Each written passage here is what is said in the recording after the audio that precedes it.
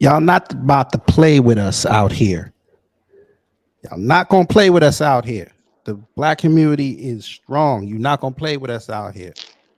There's different sectors. We understand this, but what you're not gonna do is lump us all in at once. You're not gonna do that because you will get punched in the face or you will get roasted.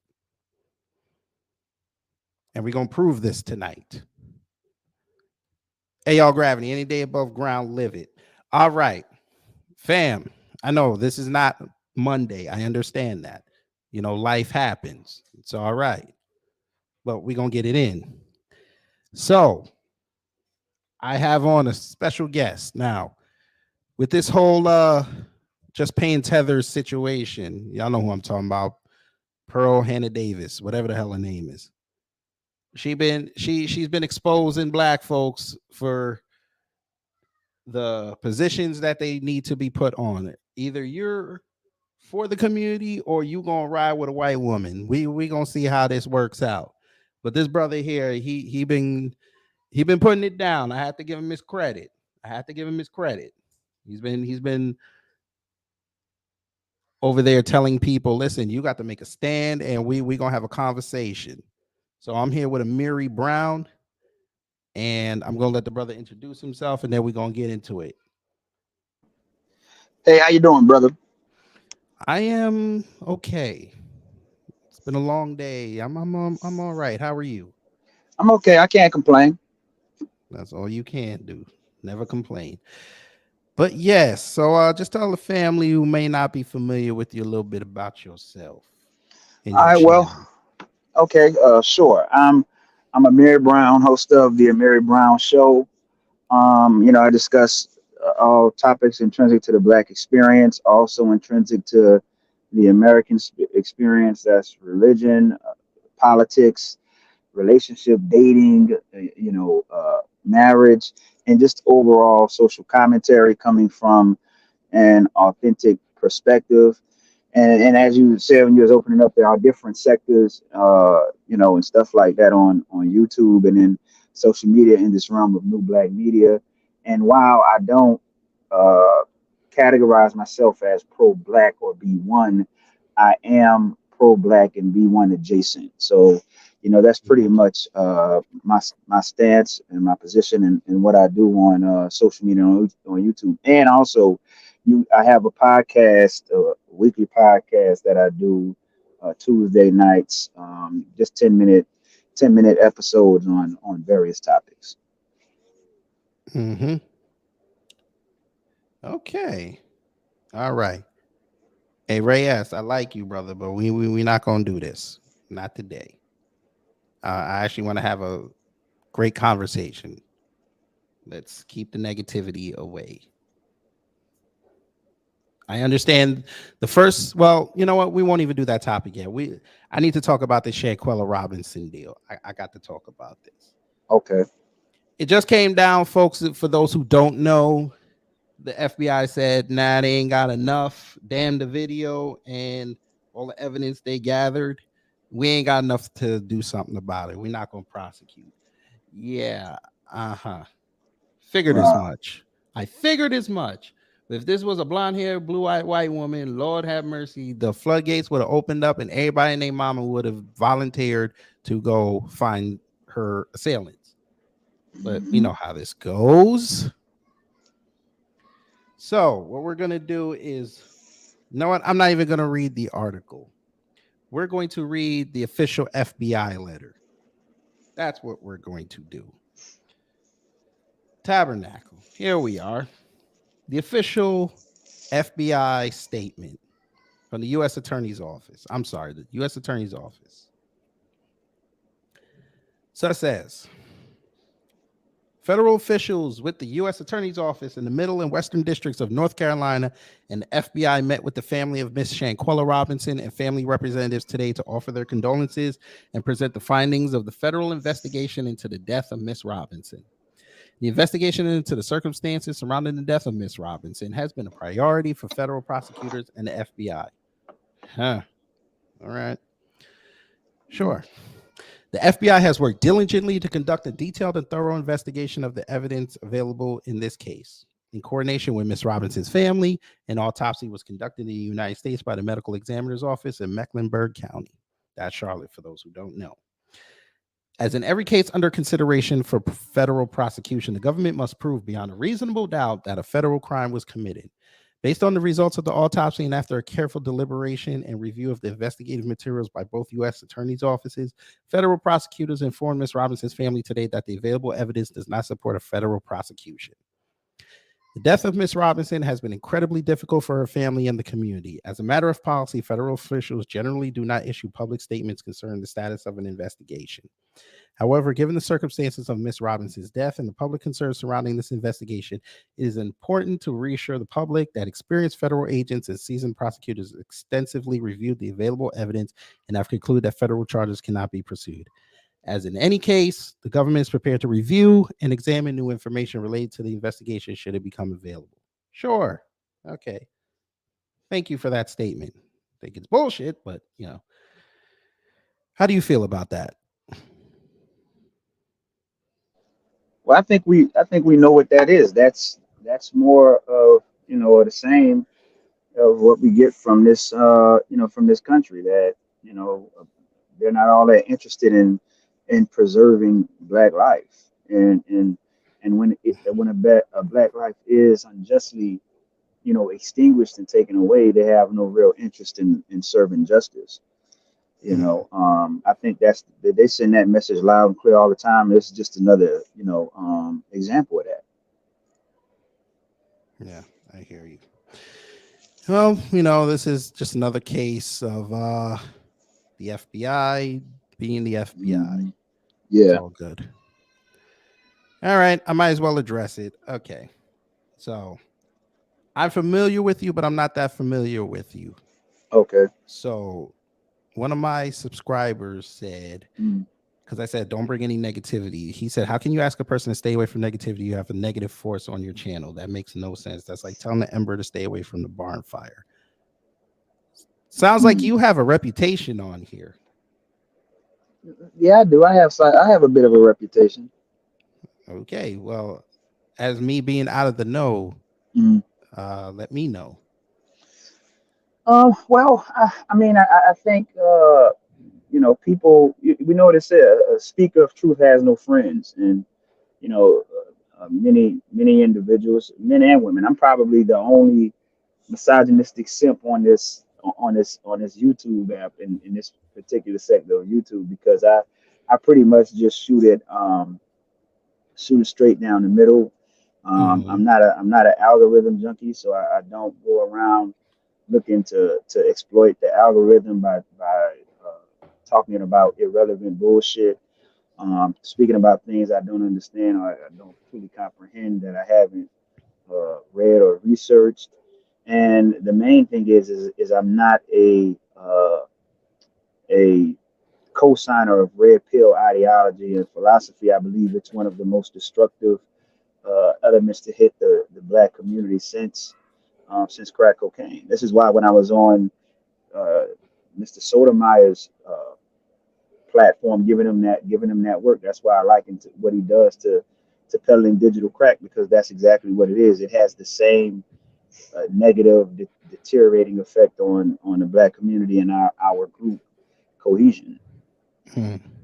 You know, so I'm familiar with the gentleman that's in your chat, and he was on my panel one day, and he spoke. He was essentially attempting to blame women who were actually victims of the crack cocaine epidemic, and I lit into him pretty good for that, because these people are victims. Right now today, the same thing is going on in all through white America, Appalachia, the Rust Belt of the country, and yet we're not inundated with nightly stories about the opioid epidemic and how it's ravaging Middle America, and these downtrodden, depressed, yet defunct people are doing all of this drugs, and you have opioid babies everywhere. We don't see that the way they're dealing with the middle America as they're going through their, in essence, their crack epidemic. It's much more humane in the way they're dealing with it. But when individuals like the gentleman in your comment section will speak inhumanely about these black people who were victims from what we know is was a government imposition with the help of that generation of black men. So you're gonna have to get that work because I don't allow victim shaming on my platform. Mhm. You don't get the same people who are victims. Okay. Well, I see you and Ray S. Y'all have a rivalry going. I see. We have a back and forth. You know what Okay. I'm saying? Well, I guess this is probably going to turn into an interview then and see what your views are on the community. Hey, Okay. if you guys got questions, put it in the chat. I don't mind it. We'll ask. So he asked, will you Mm. address the deep-seated hatred many black American women have for others? They act out with sheer impunity. Okay, I would need to see some empiricism for that. I think it's problematic when we characterize any group in this very unilateral description. I don't think anybody really believes that black women just merely have some deep seated hatred for others. You know what I'm saying? I think Mhm. when we do a full assessment and critique of black women, you're going to find just as many attributes in redeeming qualities than you will of qualities that you would say that these women aren't wife material or these women hold no value. They're the least desired, and so forth and so on. This is the type of thinking and rhetoric that I was talking about earlier. This this wholesale vilification of black women, and the funny thing about it is it's coming at the behest and from the mouths of black men. I think that's problematic, and I think it speaks volumes, especially with the whole backdrop of Pastygate going on in this sector. What was that last part? I'm sorry. You kind of went in and What? out. Yeah, I said no, especially with these men talking about black women is coming from the mouths of black men, and I said especially with this whole thing with Pasty Gate serving as the Okay. backdrop for this. You know what I'm saying? Mhm. As we all can see, they're much more forgiving, much more conciliatory, much more amiable with white women and other groups of women. Yet you want to sit here and tell me how black women are the ones who have this deep seated hatred. Nothing I've seen anecdotally or empirically backs that up. Nothing. Well, wouldn't you think this situation, it might highlight that a little bit? I'm not saying that it's a Mm-hmm. widespread problem because, again, everybody has their different take on Mm-hmm. that. But this, especially with who was involved, I mean, that does lend credence to those who say there is a problem with, you know, hatred between black women. I don't know. I don't see that. What do you mean? What's because so I mean, let's drill down on it a little bit more. What do you mean exactly? So when you say those who were involved, is there infighting amongst black women? No, I think this highlights that there's something between black women that for they're like we still don't even know really the reason why this girl was killed, and we may Oh, you talking never about the know. Shanquella? Okay, okay, I Yeah, see what you're saying. no, Yeah, yeah, that's you what I'm talking about the saying. Shanquella? I'm using the Shanquella Yeah, case as an yeah, example yeah. I see what you're because saying. this was I very was, highlighted out here, and yeah. there's going to be right now. There's no justice for this girl. Right. Well, I mean, I'll just be honest. I mean, I don't think that's something that's just relegated to black women. I think that's just how we are as a community of people. We're much more vicious with one another. We're Mhm. a lot less forgiving with one another. As the gentleman who's in your chat uh, came in the chat automatically being insulted. Me and him had an interaction months ago, and here he is still harboring on an interaction that him and I had months ago. We're this is just how we are with one another. You know what I'm saying? So I don't know if I would necessarily say it's just a black female problem. I think this is a problem that we have as black people. I think it's a legitimate critique for people to highlight how we treat one another as a community, not just on in everyday life like with the Shanquella situation, but just how we do each other on social media, on YouTube. I mean, yeah, all anybody has to do is just observe it. And so I do think we do have a internal problem when it comes to um, you know, vitriol and hatred that's aimed at self, and that self is by and large the black body. I think that's a community problem. Hmm. So, because to me, I think that with Hmm. us as people, we're getting a lot better with it. I mean, yeah, I know Yeah. what you see on social media, but especially with what's going on with us versus white supremacy, you're seeing a lot more people saying, you know what, Mm. we can have our differences, but we Right. got this system that we got to go fight. So Yeah. I think a lot of us are putting away those petty differences You think so? for I the, don't. I think so. I know mean, what we see on social media, but again, yeah. I'm off social media and I'm seeing a lot more people like they're out there. There people are talking, people are Mm. exchanging ideas out here. I again I know what social media says. Right. I see what you're And saying. right. Social Yeah. media does gives you a percentage of what's going on out. Hmm. That's why we tell a lot of people, listen, go outside and go touch grass because the things that you're seeing online is not always indicative of reality. That's true too. Yeah, it's not. It's Yeah. not necessarily an accurate depiction Right. of the actual facts on the ground. I hear what you're saying. So Mm. I mean, we do have a lot of work to do, but I mean, I at this mean, point, we've got to sit up here. mhm. We got to really trickle down because again, it ain't gonna get any better for a while because we know they want us eliminated out of here. Yeah, yeah. And yeah, I mean, yeah. I mean, you look at where we have this looming event horizon with wealth and poverty that's coming. We know what they're projecting by 2053. Black wealth will in effect be 0%. And uh, specifically on social media, all I see is these conversations about very um, irrelevant irrelevant things like relationships, dating, the tea, hmm what's the hottest tea out, these things that don't really amount to a hill of beans in the larger um, macroscopic, you know, community and things that's taking place that's actually going to affect uh, black life in real time. Like I don't, and that's the frustrating part for me on social media, YouTube, like you said, the new black media and stuff like that is, I don't think we give enough attention to and credence to these very real legitimate issues that we're facing. okay. Um, all right. I guess before we get into, well, it'll Mhm. segue into it. How has your perception of black men during Mm. this whole saga with just paying tethers, did it change? That's funny. Yeah, I'm listening. Yeah, did it change or did you see hope? Because again, a lot of us in new black media have been calling Mm. this out. I mean, some of us have been Right. calling this out for years. Yeah.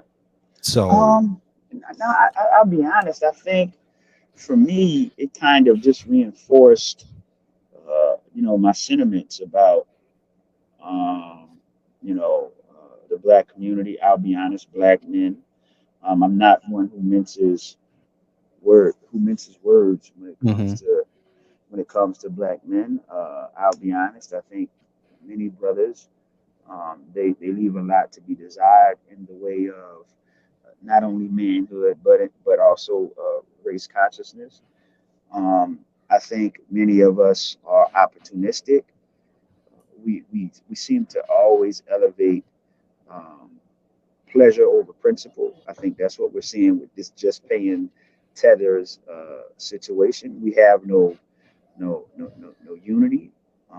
Many brothers aren't loyal to other brothers. I mean, we're in a sector, and this whole thing is taking place in a sector that's supposed to be the black manosphere. And some of the talking points that we've heard in this sector is this idea of a gynocratic, gynocentric uh, society and pivot in society, and then for many brothers to sit up here and align themselves with a woman who is on every level the antithesis of what they represent as black men in this sector. I think speaks volumes. And many of them, let's be real, are doing it just because they view it as the more economically advantageous play.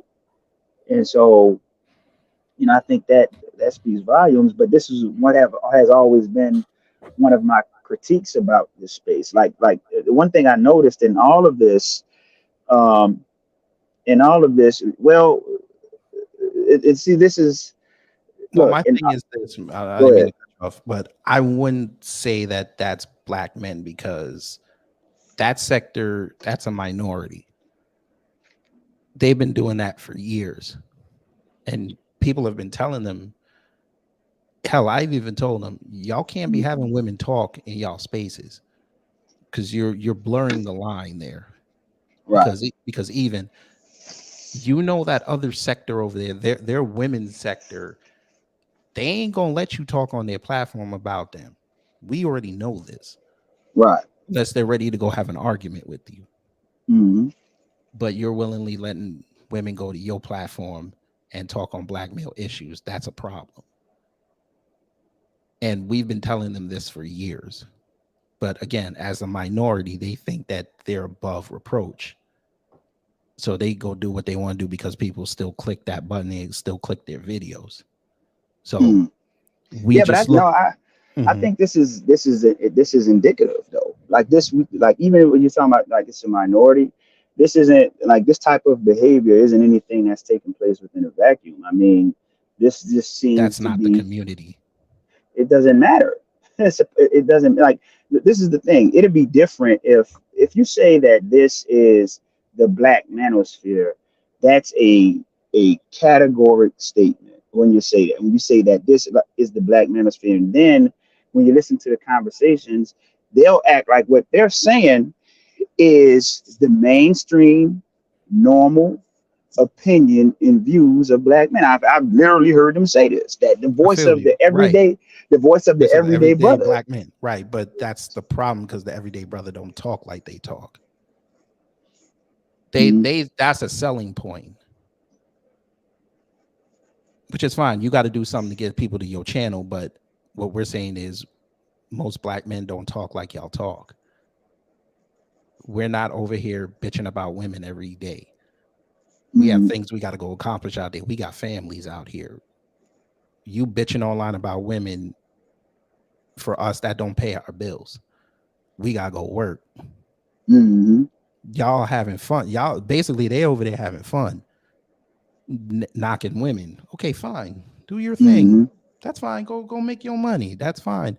But Right. when situations like this pop up, that was your turning point What do you because mean by that when you say turning point? What do you mean? this was your turning point because again, like I said before, you guys allowed women on your platform, which we already told you was a bad idea. Now this woman has been making money off black men's talking points, including your god over there, Kevin Samuels. She basically paid to sit under his learning tree, and she Yeah. made it. And now she has a career off saying what you guys have been saying, but people are taking her seriously. They not taking y'all seriously. Now they looking at y'all like incels, which is a problem. But that's what I mean. Like when I'm talking about, I'm not even talking about the talking about women thing. What I'm talking about is the elevating pleasure over principle, i.e., elevating monetary gain over principle. That's what I'm talking about. I think um, this is this is in a long history of how brothers get down, and this is why our movements have been stymied. They've been waylaid, and ultimately they've been undermined because you always have Judases who will sell out, Jesus, so to speak, for 30 pieces of silver. Mhm. I mean, we can look at it's happened in Africa with Patrice Lumumba. We know the hand that the men around Martin Luther King played in his assassination. I mean, matter of fact, now that we think about it, they just made a movie called Judas and the Black Messiah, talking about Fred Hampton and how it was another brother who set him up. And so what I'm saying is that there seems to be this thing with brothers where we are not loyal to one another and we are not loyal to our causes. It's always a traitor somewhere in the bunch. Yeah, You know but what I'm see, saying? my other problem with them is Mhm. they use that talking point you just said, like we're not loyal Yeah. to the brothers yet. Someone like Jason Black can have 6 to 9,000 people in a live stream, and most of those are men, even if they're co-signing him or not.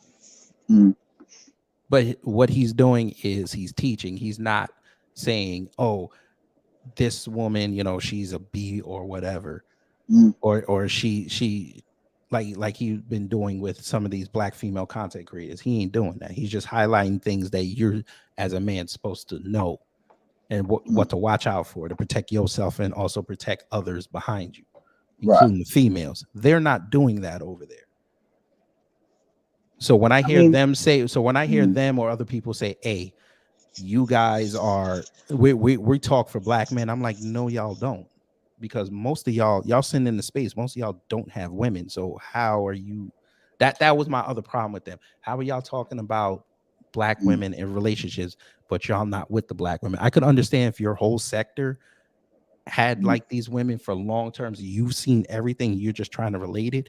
Y'all are going on minimal dates and talking to females, and y'all already got the game figured out.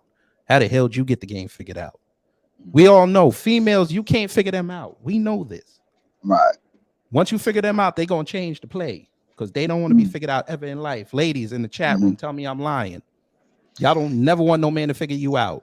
But you know the other thing about it too, I even think like that speaks to more what I'm talking about as well because this is one of the things I've always been saying about that particular group over there is these women are the least of your worries. As a Mhm. demographic of men, you have real world issues that you need to be dealing with. We can talk about the illiteracy rates.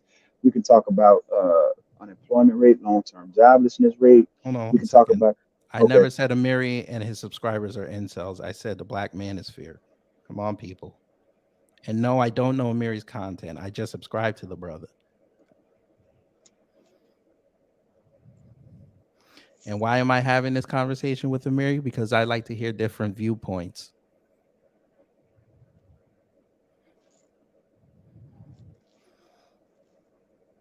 Do you not hear how Jason talks about black women? Well, I'll tell you, Phoenix Rising. You can tell me in the chat how Jason Black talks to females because maybe we're hearing two different things. Yeah, 'cause, I mean, I just be honest about about Jason Black. I don't watch him. And it's just because I just like I said, I'm not a pro black, and I'm not a B1. Although you could consider me B1 and pro black adjacent. So I just don't watch him. I do watch. I watch BTX. I watch Tariq Nasheed every now and then. So there's that to it. But I mean, in terms of talking about women and stuff like that, um, to be honest with you, I've only heard things that Jason Black has said about women sparingly, and I would consider that to be manosphere adjacent, if nothing else.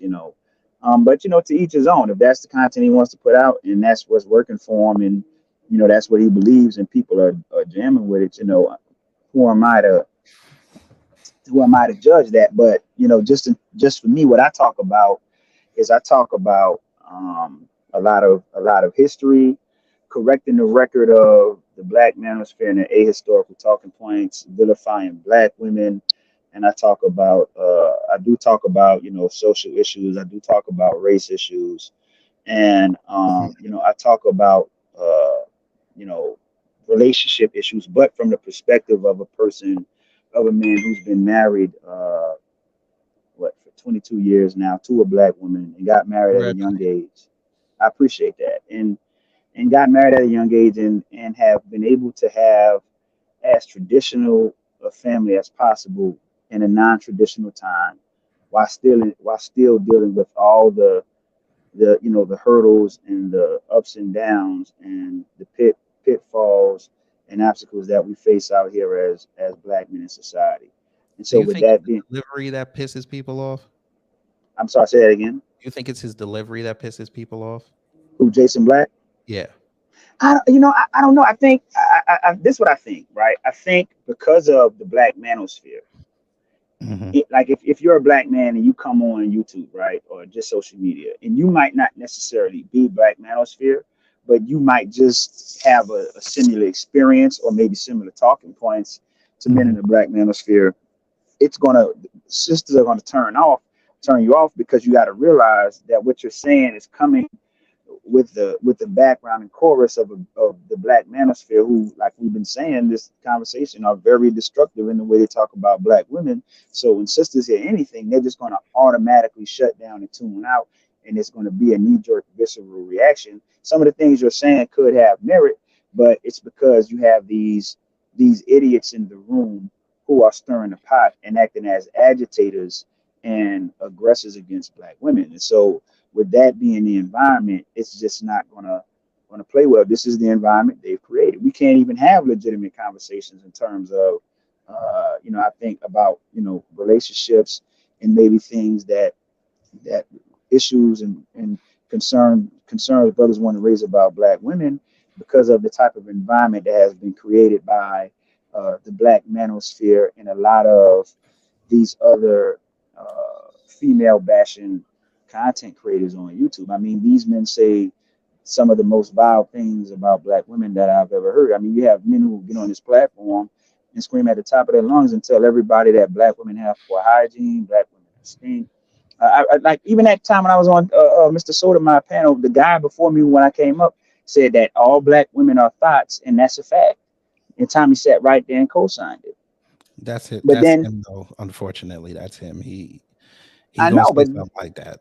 yeah, but this is the point though. What I'm saying is we have to look at this stuff as propaganda.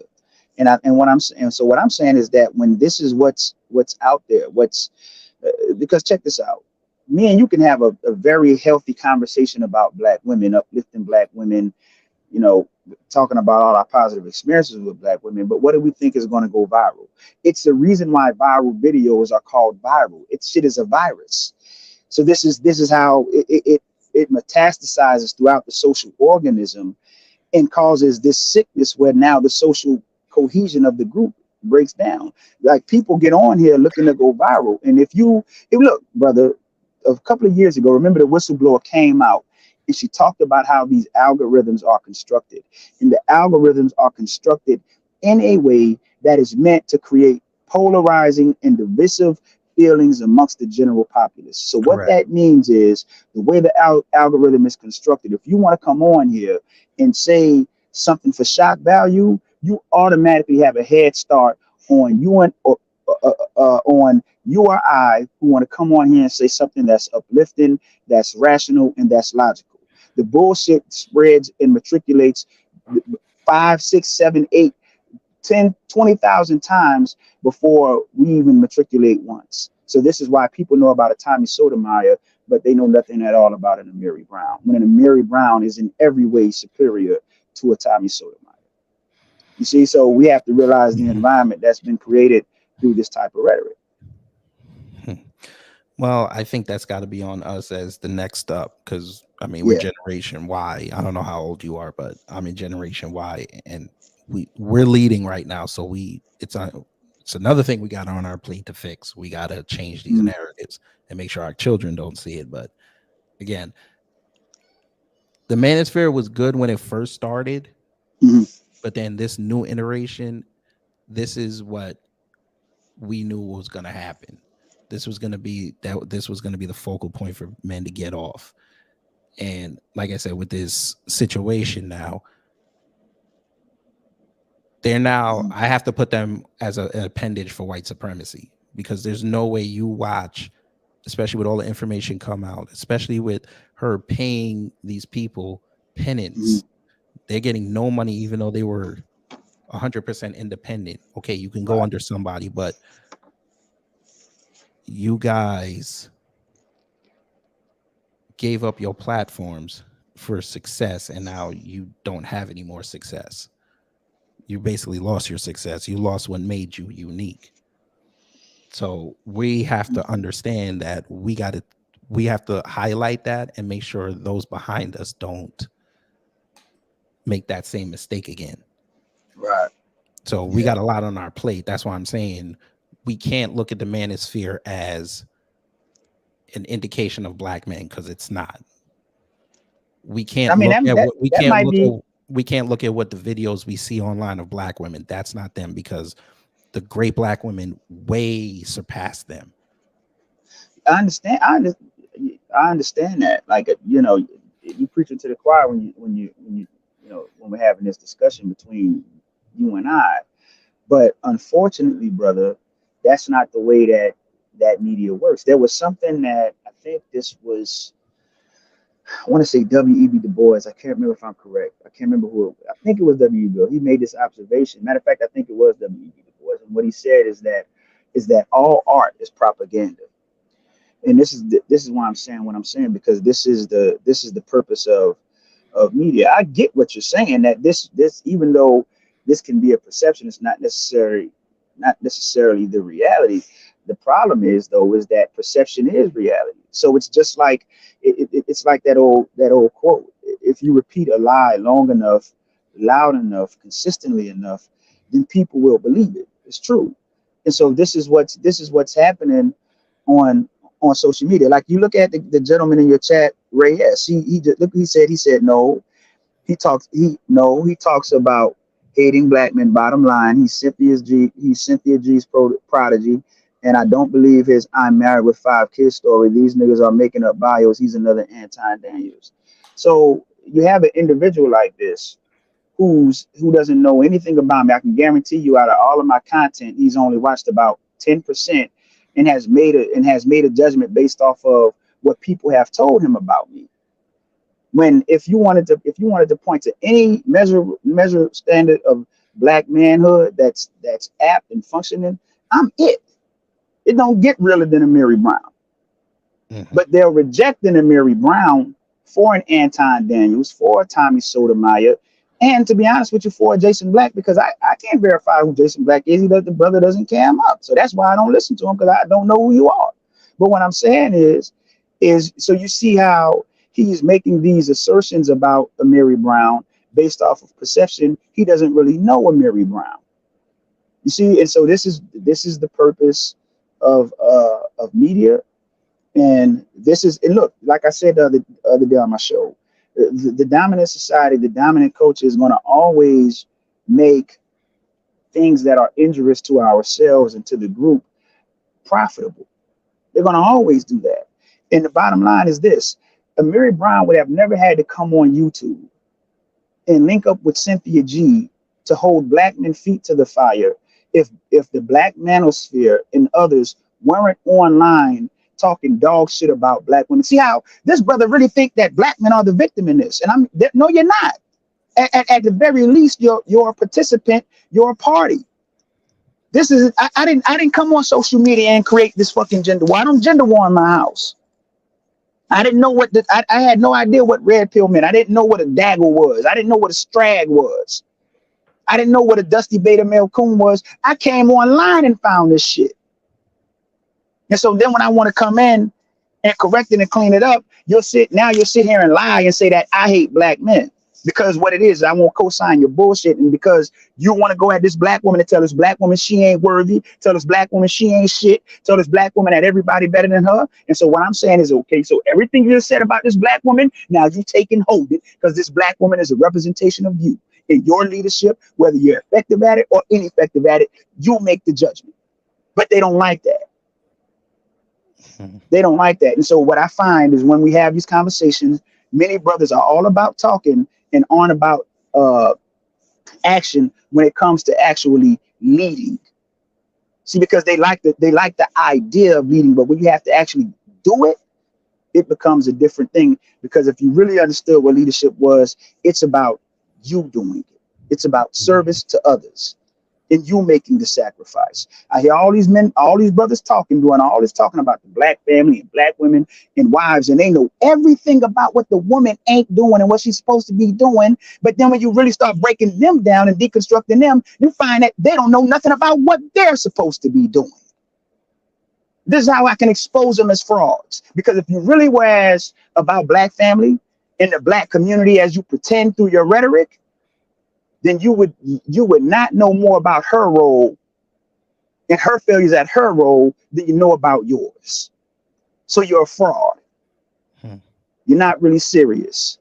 And Right. then if you were serious about it, then you wouldn't reject men like me and then follow men like Tommy Sotomayor, who's a shining example of everything that has helped to harm relationships between black men and black women. You have men on this goddamn app who refer, as a matter of practice, who refer to black women as bitches and hoes, but they'll give their pit bull a name.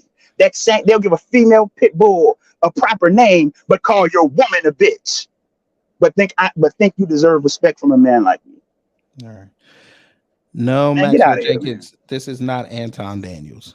No, I don't want to. I don't want to talk about that. That man already told us he ain't for reparations. I don't want to talk to him. I don't want to talk to him. Hopeful EC. No, I'm pointing. I like I said earlier, I'm pointing out that the Black Manosphere does not represent black men, even though they try to sell that they are talking for the everyday brother. No, no, because if they talked for the everyday brother, their kind of talk, they would have got chased. We don't play that out here. And hell, I used to listen to the Manosphere, but I never took any of them talking points outside because I know what my brothers and sisters would have done to me for talking like that. But that's a very good question Maxwell brings up. Very good question. Mhm. How do you feel about black empowerment, especially with reparations? I'm all for black empowerment. My differences with I'll just be honest. Mhm. Philosophically, me and pro blacks are aligned. My differences with pro blacks is in tactics, it's in process, it's in strategies. Now, A here we lot. go. Here we go. I, Okay, I I wanted to go ahead. ask you about that. Now, the pro Mm, blacks. mm. What do you mean by that? Because I there's mean different by people. definitions. I mean by people who get online and say that they're black first or that they're pro black. And I'm talking specifically about just this is an online conversation. I'm talking about people online. Now, you're talking about the online pro blacks. Yeah, I'm talking about online pro blacks. Okay. So let's just say this. Okay. So you're for black empowerment. So you're for Mhm. reparations. Yeah, absolutely. Okay. I've interviewed Dr. Sandy Darity on my channel twice. I've had two interactions with Dr. Sandy Darity. I'm looking to get Professor Sean Rochester on, who's the author of The Black Tax, and to talk about reparations and how when we're talking about reparations, everybody keep talking about the cash payments, but we're not really drilling down on the fact that the cash payments that's merely the down payment that the government has to make in reparative justice in making us whole as a community and as a people. It's the money alone isn't going to solve these issues because these issues are structural and institutional. So we have to talk Mhm. about building up infrastructure. We have to talk about education reform. We have to talk about things like hyper segregation. We have to talk about actually creating a robust, comprehensive agenda that is going to give the black community the advancements that they need in order to compete in an increasingly multicultural, multi-ethnic society. Closing the racial wealth gap is just the first step in that. The monetary payments is just the first down payment of reparations. It's not the end all and be all. Okay. I just wanted to make sure because you were saying Mhm. something about the online pro blacks. I just want to make sure Right. that that's like a question I have to Okay. ask because Right. once you start saying you don't align really with the pro blacks or Yeah. you don't like their quote unquote rhetoric, then that's why I got to start Well, I asking. didn't even. I'm not even saying that. But my thing is with pro blacks is we have to understand tactics, strategies, and the process of actually achieving black empowerment. Like what a lot of times when I hear it, it just sounds like a slogan and a mantra. But what's the real meat and teeth to it? How do we actually accomplish black empowerment? I mean, this is one of the things that's happened with the reparations conversation is the work that Yvette Carnell and Tone Talks did in terms of highlighting the racial wealth gap, talking about the failure of Pan Africanism as a political movement, the need for a new black politic. But what I want to say on that is this: is that back in 2016 and in 2017, I was on Facebook saying everything that Yvette Carnell and Tone Talks was saying when they came out and hit, the new black media circuit or black social media mainstream. I was saying all of that stuff on 2000 in 2016 on my Facebook page, but nobody listened because I'm just I'm nobody. Mhm. But I was saying the exact same thing that they were saying, which showed me that my analysis of how I was dissecting this stuff was correct, and I just didn't pull this out of the air. I was actually reading books. You know what I'm saying? I read Martin Luther King, Where Do We Go From Here, Chaos or Community. I read E. Franklin Frazier's study of with E. Franklin Frazier, the Black Family, study of the Negro family. I read American Apartheid. I read The Color of Law. I read When Affirmative Action Was White. I read several books on this stuff, and so that's how I formulated my just my analysis and my assessment of it. Matter of fact, I read E. Franklin Frazier's book, The Black Bourgeoisie, and so it's never been a thing where I'm not about black empowerment. It's just getting to a place where we can actually concoct a real strategy that's legitimate and that's going to work. And I've talked about what there's probably I'll be honest with you, in assessing white supremacy, there's really only one way out of this. You're not going to black capitalism your way out of white supremacy. You're not going to document that do documentaries out of uh, white supremacy. You're not going to group economics your way out of white supremacy. If we're actually talking about effectively neutralizing white supremacy, then there's only one way that black people can do that. You know what I'm saying? And if you wanted to get rid of white supremacy, then what it would call for is that you would have to stop consuming. This is what you do. If you're a person who has a parasite, well then how do you kill a parasite? You kill a parasite by starving it. So it means you have to fast. You can't consume, because if you consume, then you're feeding what? The parasite.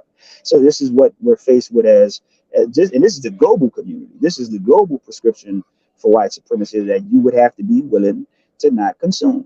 But how many of us are actually willing to do that? Which is going back to what I was talking about earlier, when we elevate pleasure over principle. See, this is why they make your subjugation, they make your subordination pleasurable. So they give you trinkets, they give you leisure, they give you pleasure.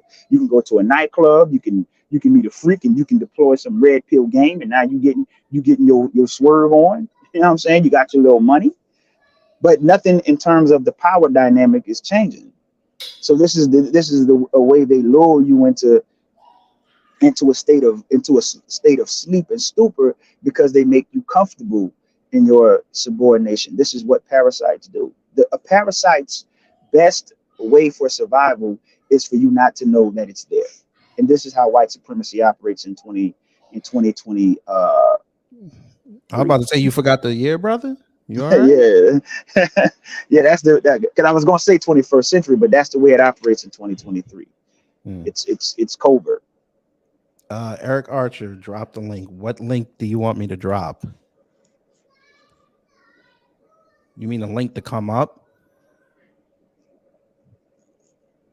That's the only link I got, but I mean, all right. Now Reyes talking about Tommy is an outlier.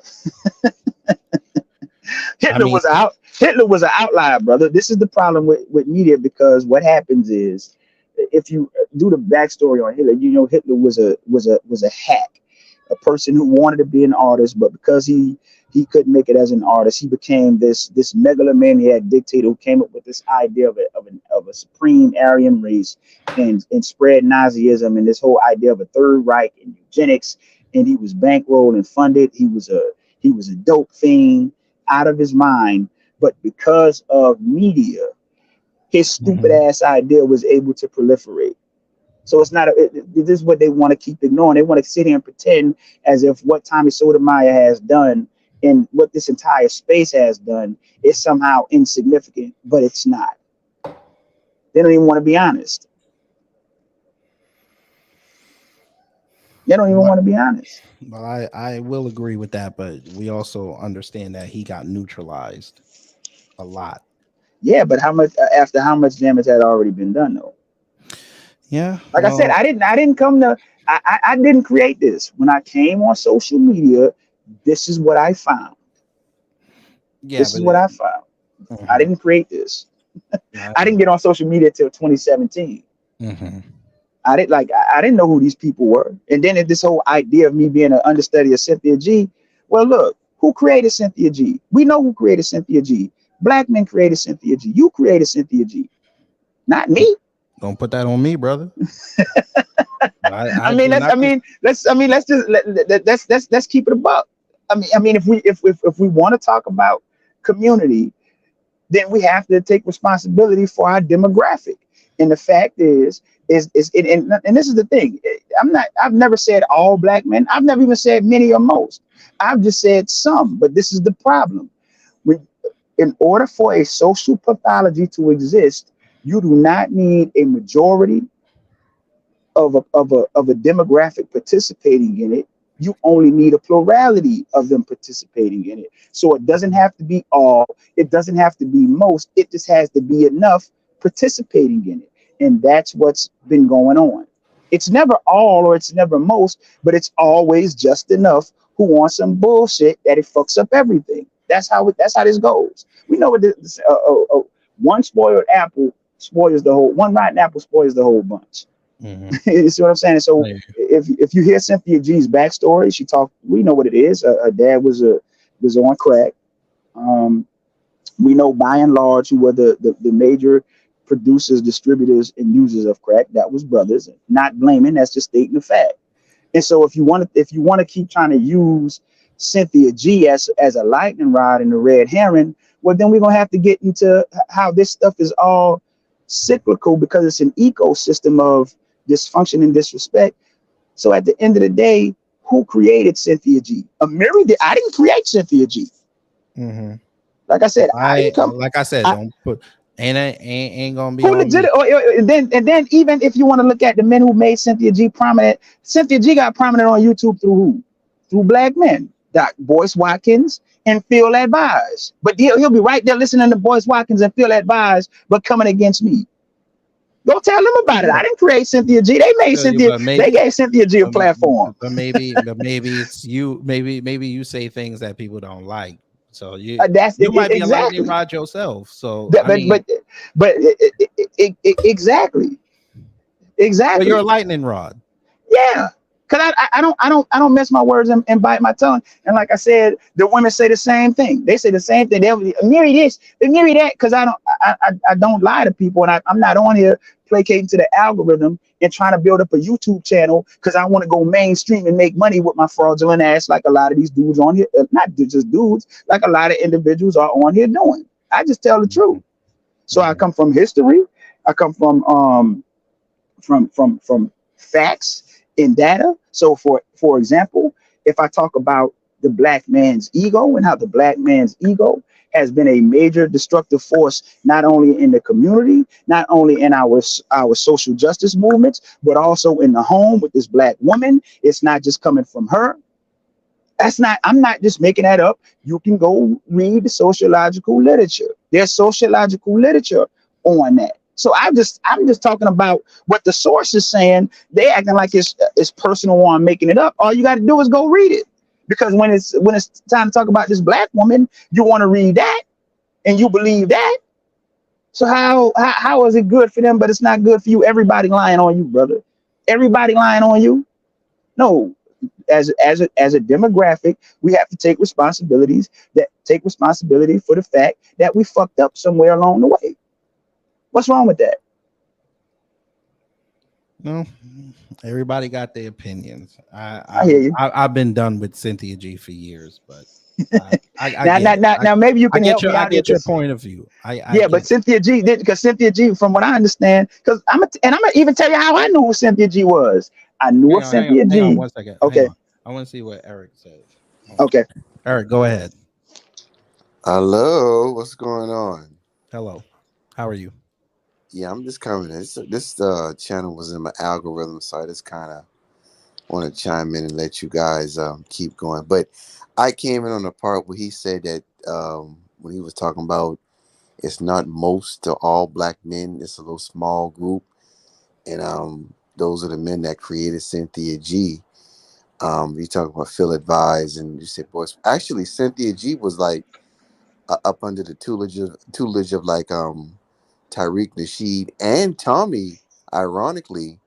But when people found out she had the baby with that dude Robert Perkins, a lot of people turned on her, and 'cause she was talking that pro-black stuff, even in being a moderator in them guys chats back in the day, like 14, 15, and then like 2017, 18, she just went full renegade attack mode on black men.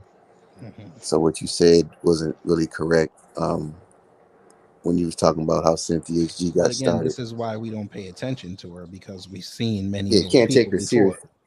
So, But that's how I knew of Cynthia. I knew of Cynthia G oh, okay. from So you Tariq knew her from for Tariq after the Nasheed. change it. Okay. So you knew No, her I knew her before that. from Tariq Nasheed. Yeah, Right. Yeah, Tommy too. She was down with Right. Tommy Sotomayor too. Sotomayor too. Right. So But that's but what you you got also can't. got to understand with the black community. Once you do something like that, you ain't no coming back from that. But we gonna be done with you Yeah, because yeah, now but we see you as an enemy.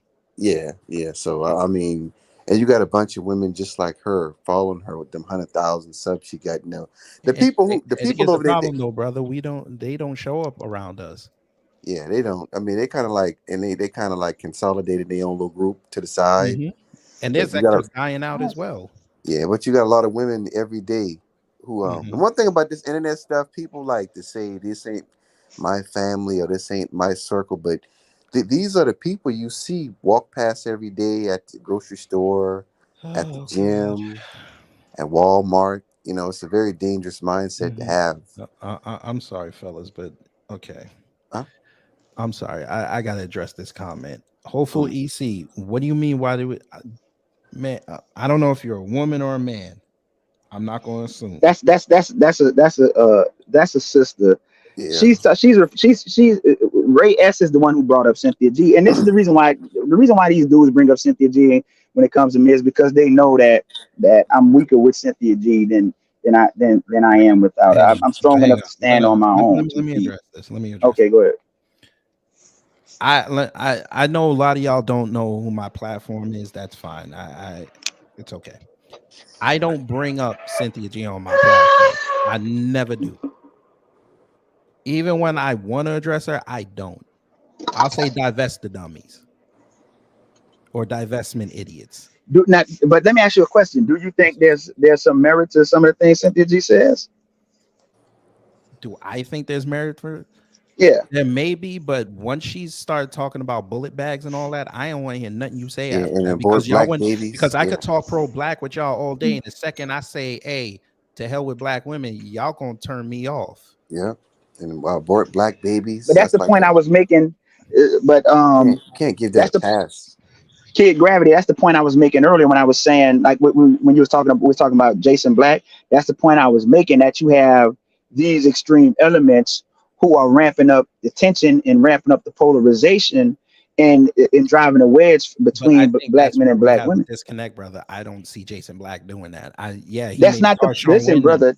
That's Hmm. not the point I'm making. What I'm saying is, I know it's not him, but what I'm saying is, because of this environment, like you said, like what you was just saying, if you said something about something about black women, something negative, whatever you just said, how they're gonna turn off. What I'm saying Hmm. is because of the environment. Like, you can just be a brother coming on and really coming from a place of love and just making a critique, but because of the environment, they're just going to automatically turn you off because this is how polarized everything is. That's what I'm saying. I know it's not Jason Black per se, but what I'm saying is it's the overall environment. So now women don't want to hear it. It's going to all sound the same to them. But that's what I was also saying to you earlier, though. Mm. He has thousands of people in there, and a lot of them are women as well. Yeah. How come they're not getting offended by what he's saying? Well, to each his own. You know what I'm saying? Like, I can't speak to why those women aren't getting offended. I'm just telling you why you're going to have Mhm. women who will get offended. You know what I'm And I saying? and I will say Right. with his audience, he had that I represent intelligent black society. So a lot of those people are a little bit most of those people who follow him are a little bit more professional. So that's the kind of crowd he has, like the middle of the roaders. people in corporate America, and it's like half corporate America and like half grassroots with him, like real grassroots with Jason Black. That's why when he brings out those movies and documentaries, they like Amazon bestsellers and they sell out of the movie theaters and all that.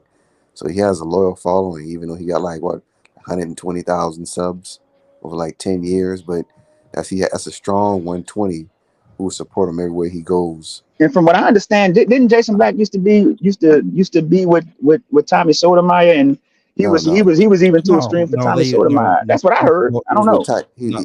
Tyreek Nasheed kind of helped him executive produce a couple of documentaries, and he was with Mm, Star and all them guys, but never yeah. with Tommy. So he was with Yeah. like a couple of big wigs, and Okay. so Right. I mean, look, the brother has a whole Patreon where he's teaching men and women how to do IT, how to get yeah, into trucking business, how to start businesses. Okay. But it's like what you said also with the propaganda. You have a point there. Like when he did his Erica Badu show, that got hits. But then the Mm, next couple of days later, he talked to the DOC, who was Erica Badu's, I don't know which one, but that was mm. one the daughter that he was talking about. And they had a great conversation. But most people don't highlight that. They'll highlight the fact that he went in on Erica Badu. Yeah, I mean, that's what I'm saying. Like that stuff is whatever's the most controversial. That's going to get trending before the positive and uplifting. That's how the algorithms are constructed. You know what I'm saying? yeah. Right. So And so yes, I can bring up divestors because just like I bring them up, I brought up the passport bros too. Okay. They all got my ire because y'all all do the same thing. Y'all are not about the community. Cool. Go do your thing. Leave us out of your mouth. That's all I'm saying. Y'all do that. I would never bring y'all up. But like Cynthia G and them, they want to critique black men. You out of line. You sleep white or non-black, you ain't got no right to talk about the black community anymore. That's how I feel. I told the passport bros that y'all going across the world to go mhm, get women. Cool, do your thing. Be yeah, safe out there. You don't have a right to talk about black men or black women. yeah. I And I don't. don't care if you're going to Africa now because that's the new scam. Yeah, You lost your privilege doing that. yeah. I think I just want to make a quick comment on that with the passport bros.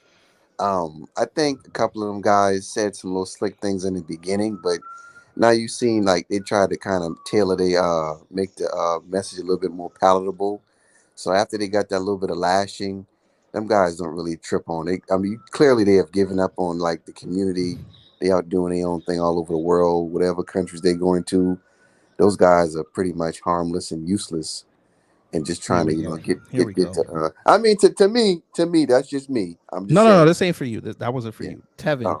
you Oh. said Cynthia G isn't divested. When she basically did what she preached against, she divested. Oh. I'm Yeah. sorry. I'm sorry. I know y'all think divestment means y'all go Mess with What you white way now? away. What do you mean when she did what she preached? Oh, you talking? What you talking about? Had those kids with? I mean, what you talking Yeah, about? yeah, When you with the said she kid. did? She not married to that man. And you don't want to talk about Pookie's. All we do is leave seeds Yeah. all over the place. You took a man's Oh, seed and he when didn't she commit to called you. black men breeders. Yeah. And you Yeah. Okay. literally did it. Yeah. Mm, yeah. But yeah. I mean, yeah, but Hold on. I don't want to turn this Ray S, into hold a on. I conversation check about my Cynthia women G all the anyway. time, Mm. sir. I need to check my women all the time. What are you talking about? You gotta come to my come to my Twitter one time. Yeah. I think, brother, I don't know how long you've been here, but I've been criticizing Jamaican women how long? Yeah, but as I far as the black literally, I community, literally got monetization going after a Jamaican girl. so I seen the title. The title is about the black community or salvaging what's left. Well, that's Amiri's. I don't know what he wrote. Yeah, Yeah. yeah, that's the title I put. Oh, Just okay. to put a Because title. I think at this point, man, I don't think it's too much more to salvage if we can't even get along as black men and black women on the But same again, that's what I page. was telling Amiri in the beginning, brother. Yeah. Y'all looking at But social even media, that's that's not an indicator of the black community. What? Because Say it again. I because mean, if you go by just that, we dysfunction as hell. But my crowd, I got in their marriages. I got long-term relationships. I got people that want to learn and sit with black women. They in the comment section every week and they're getting along. Ain't nobody fighting. And Yeah. I have done shows about black relationships. and nobody in it gets mad. Yeah, I mean that's good for like on a small scale, but I mean collectively, you can clearly see that this stuff is done overspilled in like mainstream society to a point where these manosphere, but the manosphere is like mainstream and like global now. And at this point, a bunch of dudes with the gripes and exchanging Here we notes go. have pretty much. I mean, you can. Hey, I mean, Mary, I got to give you credit, brother. You got a hell of a audience over there, brother. yeah, I ain't even gonna hold you. I love my sisters, man. I know you love your Look, sisters, and I look, love them too. we need black women, and we have to stop All looking at right, the attributes let of me black do women as a darling. negative. Let me do It's darling positive. Ebony Mhm. a solid. I'm finna do her a solid, ma'am. I'm gonna give you a channel to go watch, and you come back and tell me what you find on there. Go to Torian Rain Reloaded. Sit down. Maybe a day you do your hair, because I know black women here take about 6, 7, 8, 83 hours. I understand this. especially them African braids. Shit, we talking 2 days. Three, three, Go three sit women on one down day. I don't and have the watch his link, videos. Tevin.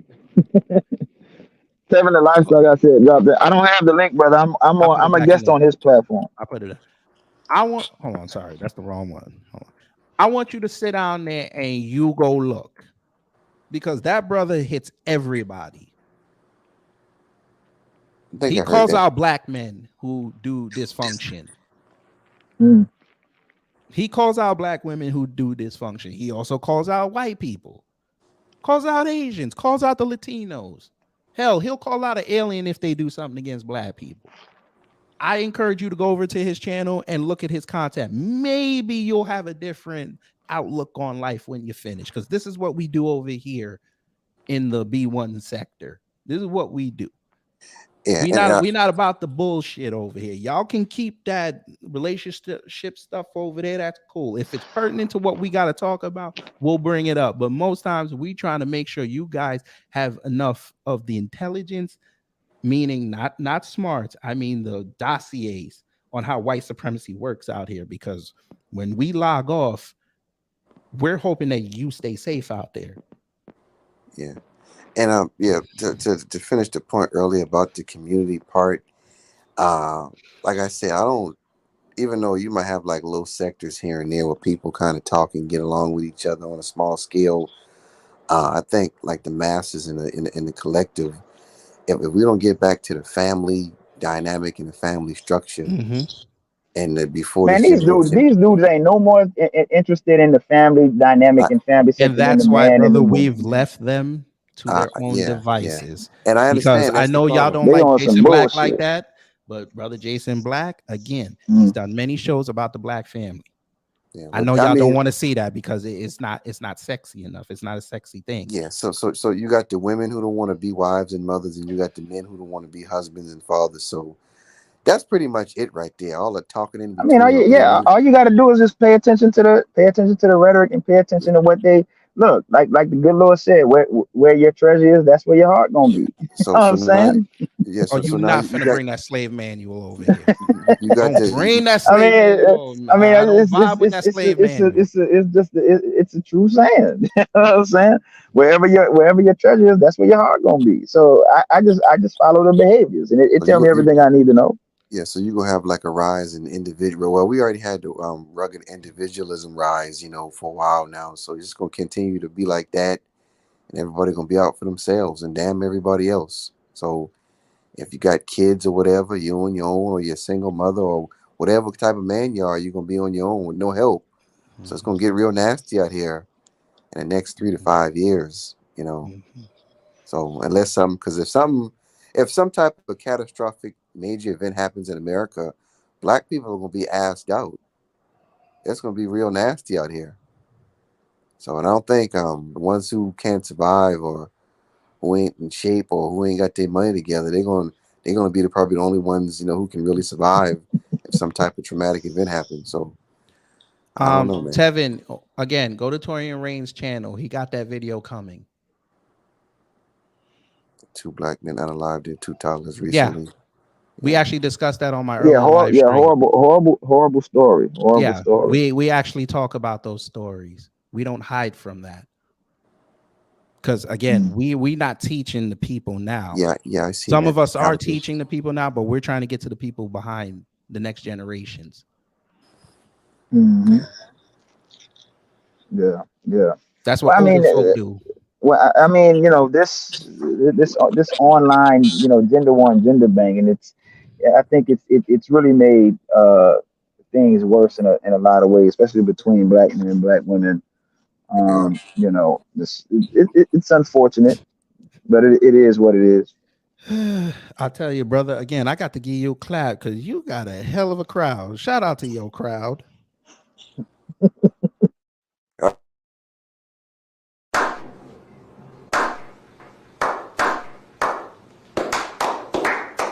I Shout see out it. to your crowd. Shout out to your Yeah. crowd. Some Yeah, they're engaged, and I'm reading the chat, and I think they're raising valid points. I think Dawn Ebony is raising valid points. I think Jay Pumpkin, Toe Beans. I think these ladies are raising valid points. who's talking about killing somebody though? No, she's Well, saying that it's we're killing and abusing black women. I'm like, Who's saying again, that though? we got What's to the name stop of the with this person? minority. Never mind. You know what? I'm not even gonna bring that So yeah, stuff like that is not true. Nobody, I know those guys talk up. crazy, but I never heard nobody say go out and kill You somebody. know what it is? It's that damn 2020 stat that got everybody crazy talking about black men are killing black women every 5.5 hours. That stat, they people Yeah, lost but their mind over yeah, that but stat. Kid Gravity now, So not y'all don't think we have a problem with violence in the black community? let me say this real quick. Now, Go ahead. Oh, if now with all these women and these they got a couple of channels on YouTube where they got the Black Girl Unlost and all that. Now, 95%, 90%, or a high percentage of these, are like domestic issues. These are women in relationships with no, these darling guys. Ebony, it's not true. It got debunked again. These Why are don't not, y'all go do some damn research before y'all start yeah. blatantly bringing out numbers? Because if the number were against y'all, we know how y'all become the damn FBI and the CIA, and Yeah. y'all go debunk the shit. And This is yeah, y'all are So dangerous. how That's did the stat dangerous. get how did hold the on. stat get debunked? No, listen, So- listen. Now, because these are people not. did the math on it. It's The, do you understand how many black women have to die in that for it to be a true stat? Basically, we're gonna have to get rid of thousands of black women in 5.5 hours. It's not Oh, even possible. okay. that's So do you think would you acknowledge that we have a problem with violence in the black community though? we do.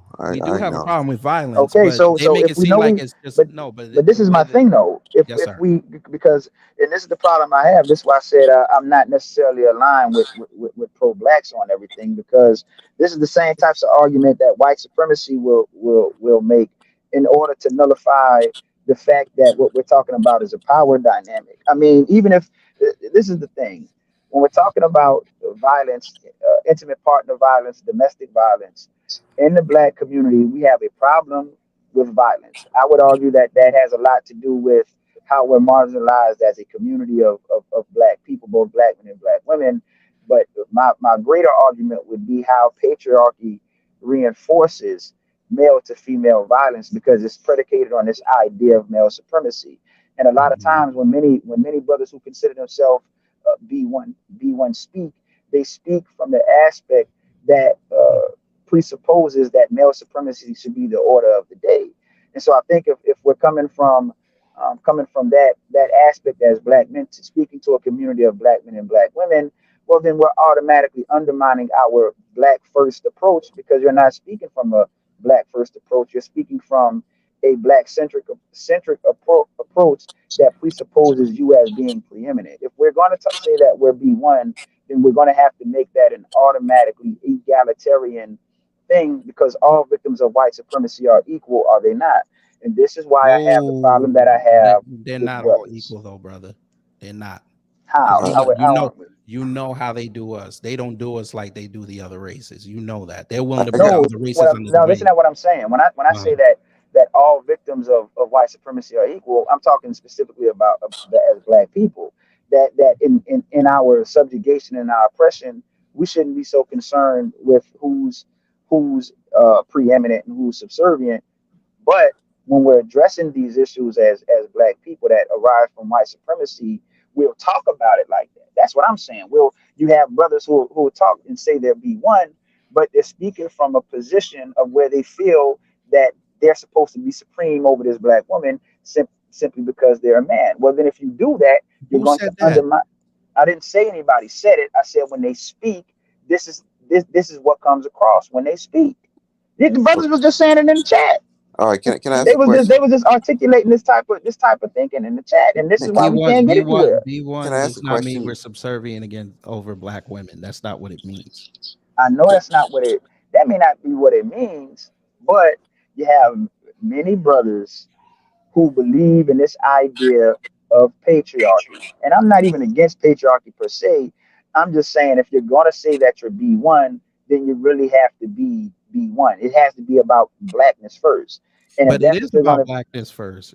You okay, got to move how? politically. You got to move socially. You got to move economically. You got to move as a family unit. All your decisions have to be for the best interest of you as a black person and those that you love and care about. That's Right, what we mean by black first.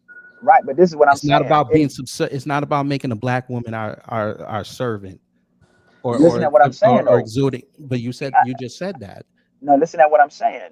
Because the way this got started is if we want to talk about black femicide, and what I'm saying is you're making an argument to somehow negate the fact that because of the power dynamic that comes from patriarchy, where men are superior to women, that this does put black women in a more vulnerable position to black men as it But relates to where is the violence. patriarchy in black society? Where is That's it? not the point. That's not the point. And look, the brother, one of your brothers in this chat who been doing all this talking about Cynthia G, he's the one who mentioned the term matriarchy. See, when I speak on these issues, I don't bring gender into it. This is what I'm saying. They do. See, because you have many brothers who believe that what's wrong with the black community is just a matriarchy. Okay, if you want to believe that, then you believe that. But what I'm saying is if black men was leading, would nothing be different? Because if we're gonna be at the same position we in now, we ain't got no money. It's economic. It ain't got nothing. It's not even about whether we under a matriarchy or a patriarchy.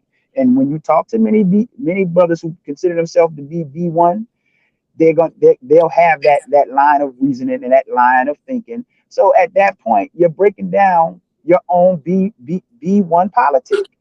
You can't make it about that. That's at that point it's irrelevant because whether you was leading or whether this black woman leading, the outcome gonna be the same. Hence, white supremacy. So we just need to be focused on white supremacy. All right, You I see got what a I'm saying? question. Go ahead. Yeah, I was going to say, I'm a millennial. Growing up like in the '90s and early 2000s. I've been hearing this black women be like real vocal about the men they like, saying that they like broke, violent, ignorant men. So you don't think nobody deserves to die? Nobody deserves domestic violence, but do you put any type of blame on black women for putting themselves in a situation when it comes at femicide? No, since when do we blame victims? That Okay, see, so this is what. Now hold on, brother. I'm Yo, asking brother. asking a question. Okay, now let me just respond really quick. This is what I'm talking about because white, you could take what you just said, and Uh-huh. all you got to do is apply to the white media and white supremacy, and they make the same arguments about black men when they are victims of white police officers. This is What what did I'm talking about. what did they say when they they always they always come with this idea that somehow a black man, a black perpetrator, a black criminal, whoever who comes in contact with the police and ends up being murdered by police or Mhm. brutalized by police, that somehow he calls it himself, he put himself in that position. And you just literally made the same argument about black women who are victims of violence. But No, we have to no listen, we have to make this demarcations here. A victim is a victim, period. Period. And yeah, so, but if listen, brother, if black men, and I'm a black man, and I know we don't like that, the idea of that. If we don't like that, then we shouldn't be doing it to the women of our group. Because guess what you're gonna do when you do that? You're going to break down your B1 politic, and this is what has been happening. That's the same argument that white people will use to somehow nullify the fact that the power dynamic is what it is. So anytime that we come in contact with police, we're susceptible to being what? Victimized. Yeah, but That's the they don't problem. do that every time. I mean, you might have a that might be like a cop out to get, you know, it's always the I feared for my life, which people know that's not true. So that's like a cop out. So it's just something that the officer might say, but it might be on camera. But you see what So I'm saying, though. You see what I'm saying in I that. understand what you're saying, but it doesn't happen like that every time. That's not the brother. You don't think I know that? They do the That's not same the. thing. I That's not know, the but they point. say they do the same thing with white guys too, Mexicans too. So just That's not not black the men. brother. That's Right. not the point. The Mm-hmm. point is that anytime Mm-hmm. a brother meets a untoward end from contact with police, the white media and white supremacy get on code, and that code is somehow blaming that black man for his own death. That's what I'm saying. So we just you just can't you can't you have to deal with the power dynamic because even if because look it could very it could very well be true that maybe a brother did put himself in a position, but that's not the point. What we need to be focused on is the power dynamic because this is the thing. If you have two situations where one brother did put himself in that position and another brother didn't, but both of them meet an untoward end, how do you judge the matter? If any time this person becomes a victim at the hand of a person who has the power, they can always use that as an excuse. That's what I'm talking about. Most of the That's time, they get prosecuted or they, you know, anyway, go to jail for a long time. who. Yeah, you haven't seen too many situations with a. Well, you've seen a couple of situations where the cop got off, but in recent, Couple, Man, brother, couple, are you whoa, really couple. are you kidding Nah, me? brother, Are you brother, really saying br- that police brother. big man? Nah, that I can't co-sign because say we've that, seen these cops get off. yeah, I Nah, said, yeah, you see, I just said it. it's not a You seen a couple though. lot. It's not a couple though, brother. We seen More, constant cases Yeah, of brothers that's getting the off. norm. The norm is more the Even norm even is they with get off. even with video evidence, we've seen them get off. We've seen this. Yeah, like look at Eric Garner and okay, what they say. Well, Eric Garner caused his own death because he was fat and out of shape, and we didn't choke him to death. He had a heart attack. We don't believe you. That's lies. Look at what Darren. they Hold on. wrote Look at what Darren Wilson with Darren Wilson. Mike They Brown. really took a with Mike Brown and Darren Wilson. They really took a picture of Darren Wilson and really tried to and put it on the media and really tried to say that he was a victim of assault without a scratch on his face. Because what Yeah, the narrative that they were painting is that Michael Brown caused his own death. Hang on, This fellas. is the problem that I Mike. have with the Yeah, title. I gotta say this. Okay, all Mm. you ladies in the chat still talking about how we're minimizing your problems. Okay, guess what? I started off the show talking about Shanquella Robinson. That has nothing to do with black men. That's not a black male issue. That I put you on the forefront because that sister got killed by some assholes. And yeah, we've been out here for months telling Biden and all them, make sure, and Trump and them, make sure you go get justice for that family. Just like yeah. they did with Sandra Bland, just like they did with Tatiana Jefferson. I think they dropped that Shanquella Robinson. I seen No, they something did. in the I news. talked about it this morning. I just They talked about it what before happened? when we started. They said no, they're not going to prosecute federally. Yeah, so that's pretty much a done deal with that because you out of the country, you Guess can't what? do much. Guess what? Black men and black women were standing hand in hand with Breonna Taylor. Or did y'all forget about that? I don't think We that's go the. I hard. don't think We that's go harder for y'all than y'all go for us. That's some brother. Breonna Brother, Taylor I was don't think heavy. that's Or am I the. telling a lie there? Fact. Well, hold on. Let me say this, brother. I don't think that's what they're. I don't think they're denying. That No, black men will. No, one of your they are. people They literally are. said in there that black men's issues are put into a forefront while black women's issues are And being that's put aside. and can I I agree say I with mean, that. that's historically that's true. I no? agree That's with that. true. Can It is. There's an Um, actual. been letting that brother? Mammy We've Till been lost letting her that brother son, speak and for we a while. rallied, and black folks rallied around her. Yeah, but they do All put y'all have black to men do. across the globe when Well, like look. when black women get off the All y'all have to do is look up the term black male exceptionalism. This is a real term, and when we're talking specifically about, and y'all brothers just mentioned this, how See, you know y'all, all your crowd is proving my point. Y'all just stay in one little bubble, and y'all see what y'all want to see. Y'all not getting different Well, yeah. perspectives. Because a lot of these same comments is just them repeating the same thing. Is black men they not with black women. They not looking So out let me for ask us. you a None of question, this. brother. Yes, Let yes, me, sir. and this is the point that I'm making. This is why I'm talking about the male supremacy. We understand that white supremacy poses a threat to black people uh, Mm-hmm. as a racial group. Do you agree that men pose a threat to women as a group?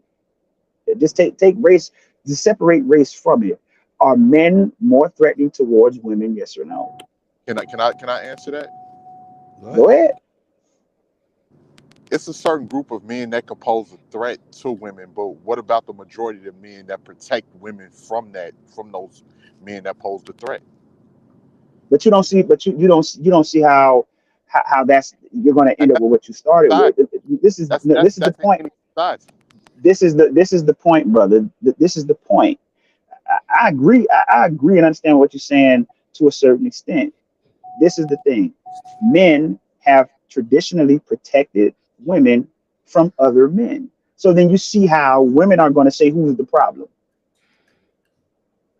No, If no, you I'm just no, bro, hold on, brother, hold on. You just not, said it. hold on, wait, Men, bro. we would agree. We would hold on. Let me finish. Wow, you can take it And you for a coming in, while. you coming in choppy.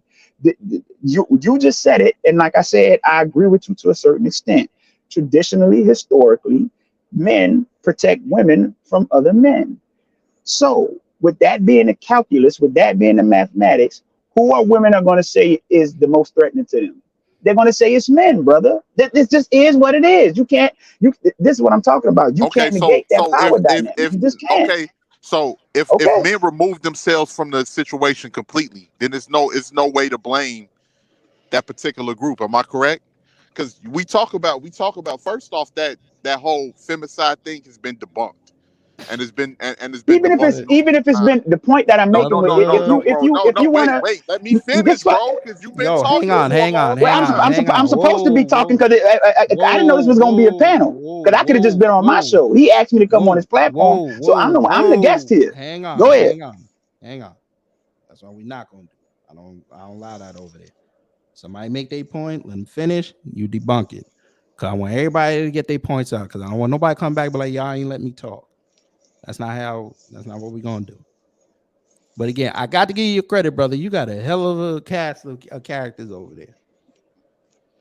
Because when did we give an excuse to a black woman getting killed by the police? Please show this. I don't remember this. I don't remember a whole bunch of black men saying good that she died. I don't know the majority of black Brother, men that nah, said nah, this. brother. There was this is what I'm talking about with the environment that's been created. You did have people making posts and stuff on social. You talking about Breonna Taylor, right? I don't know who They the hell would. they talking about. This is what I'm talking about with people who come in and cause this polarization and Hold on. How extremism am I because a they're coward for silencing him? I'm trying to get order on the platform. That's not a coward move because I don't want Amiri or this brother else on the panel say that y'all didn't let me y'all didn't let me say what I want to say. I need order here. Y'all want to learn something? Y'all want to pom pom for your man? I'm trying to let y'all pom pom for your man. That's why I want everybody to talk one at a time. I'm about order over here. I know maybe on Amiri's platform, it's a free for all. I don't allow that over here. So if you don't like it, you can log the fuck off. I could care less. The Hey, kid. 69 number I got right now, it can go back to what I usually have is 34. I'll be fine with it. I'll do my Twitter thing segment. We'll laugh and then I'll get off and go back to real life because I I, don't live here on the I just internet. I just wanted to say I apologize, Kid Gravity brother, and I apologize to the brother. I didn't mean to cause any disruption on the panel. I apologize. Damn, you try to be orderly a little bit and niggas have a problem with it. I don't get this. I don't know what situations y'all used to. This ain't Twitter Spaces. This ain't Clubhouse. I don't run my platform like that. I got brothers on here. I was nice enough to put the damn link in the channel. I could have said nah, because this wasn't supposed to be that type of show. But what y'all not finna do is come up in here and start telling me how to run my show. You don't like it? Again, I'm sure Miri will do a show recapping this, maybe, maybe not. Or y'all can wait till next Tuesday and y'all can talk shit about me in there. I could care less. But over here, I do order. because since y'all want to say black men don't do shit and we unalive black women all day and we don't know how to converse without being violently disagreeable, I'm trying to show y'all that. So again, you got two options. You can stay, hear the points, and go off on me more in the comment section that y'all been doing for the last hour and a half, or you can go do something with your life. It's Wednesday night. Go watch the 10 o'clock news and get pissed off waiting for the lead story of some black man killing another black woman. I'm sure he did it in the first 5.5 hours of the day. So now you take your pick how you want to run this. Now, I believe 18th letter was going to say something, so I'm going to let the brother talk. Yeah, I just wanted to say I apologize first and foremost to Amiri. I apologize to you, Kid Gravity brother. I didn't mean to come on and disrespect your platform. I'm not trying to be disorderly or anything like that. Another thing when it comes to the black community that we just refuse to pay attention to, especially when it comes to a lot of our women, because we tend to believe a lot of everything that they say, when it turns out that a lot of this stuff is projection. You have a lot of women that are working against black men, and they've been working against black men for quite some time. One thing that Cynthia G and a lot of these divestors have exposed is that you have a lot of black women that secretly lust after white men, and they secretly lust after being with men in this type of power dynamic. I've seen women online talk about how they get turned on when a white man is beating up a black man. We've seen women online calling black men nakers and bullet bags, and some of these women being lawyers and prosecutors and doctors. And we talk about the black manosphere, but the black manosphere has only really come into play within the last few years as far as people listening because of how controversial Kevin Samuels was. Before then, we all came up in the 90s where we can remember every talk show, every movie that had this misandrous theme to paint the black man as some type of evil character. And the funny thing about a So lot of people, you don't remember that song by Invo called "I Got a Good Man, a Mighty Good Man"? You don't remember that? I remember that song with salt. Okay, so now, With so salt so you see pepper. how See, you see you how you're interrupted me, doing. brother. You're Okay, interrupting me. go ahead. Yeah, you're right. Let me go ahead and finish so I can make the point. Yeah, I remember what a good man with salt and pepper and in Vogue. I remember that song, but I also remember the countless R&B songs and love songs that a lot of brothers had made, talking about women that they love and women that they was willing to protect and die for. And another thing we don't even talk about: what about all of the black men that are in the penitentiaries in the grave that women sent off from a lie? That I know brothers who got involved in domestic disputes to protect women that they didn't even know that lost their lives in the process. Nobody's going to their family. Those women are not going to go pay for their kids to check on their kids, anything. That brother's just in the dirt. You know, like we don't talk about every major dynamic. We don't talk about women going into these universities and being taught these bell hook studies and coming out and hating their own men and looking to make So sure that they so keep a power dynamic over their own men. We don't talk about a lot of these things. so you see how this is why I tell you, y'all brothers need to really record yourselves. This is what y'all do. Go back and listen to the playback and the arguments that you're making to nullify the issues of black women, and then you go listen to white supremacists, white nationalists, and white conservative talk show hosts, and play it side by side, and you're going to see how you sound just like them. This is Oh, about let me finish. This is about attempting to nullify the power dynamic. The idea that black women can't speak from lived experiences of how they've been harmed by black men, and they just go into school and be tricked by bell hooks, and that's why they have the view that they have of black women, when we know that 60% of black women in the black community by the time they're 18 are going to be touched. Now, I'm intelligent enough to understand that that's not just male to female sexual contact. It's also female to female sexual contact, and it's also child to child sexual contact. But what I'm You saying can come is up, man. It's up in there. You can come what up. what I'm saying is that whenever black women start talking about the very real ways that black men as men pose threats to them as women, brothers will engage in this nullifying rhetoric to obfuscate the power dynamic of how men are more threatening towards women. And we don't really want to have a conversation and unpack this stuff. And so, see how what you just said about how they're getting indoctrinated by bell hooks. You don't see how that's going to be insulting to a black woman. It's just as insulting for a white person to tell us as black men that, oh, you guys, y'all are getting indoctrinated by critical race theory and by the movie Roots, like what Just Pearly said. And when it comes to white supremacy and how racism has affected you, it's because you're indoctrinated. You're not smart enough and intelligent enough as a black man to understand when you're being mistreated in real life or not. And you brothers make the same arguments against your own women.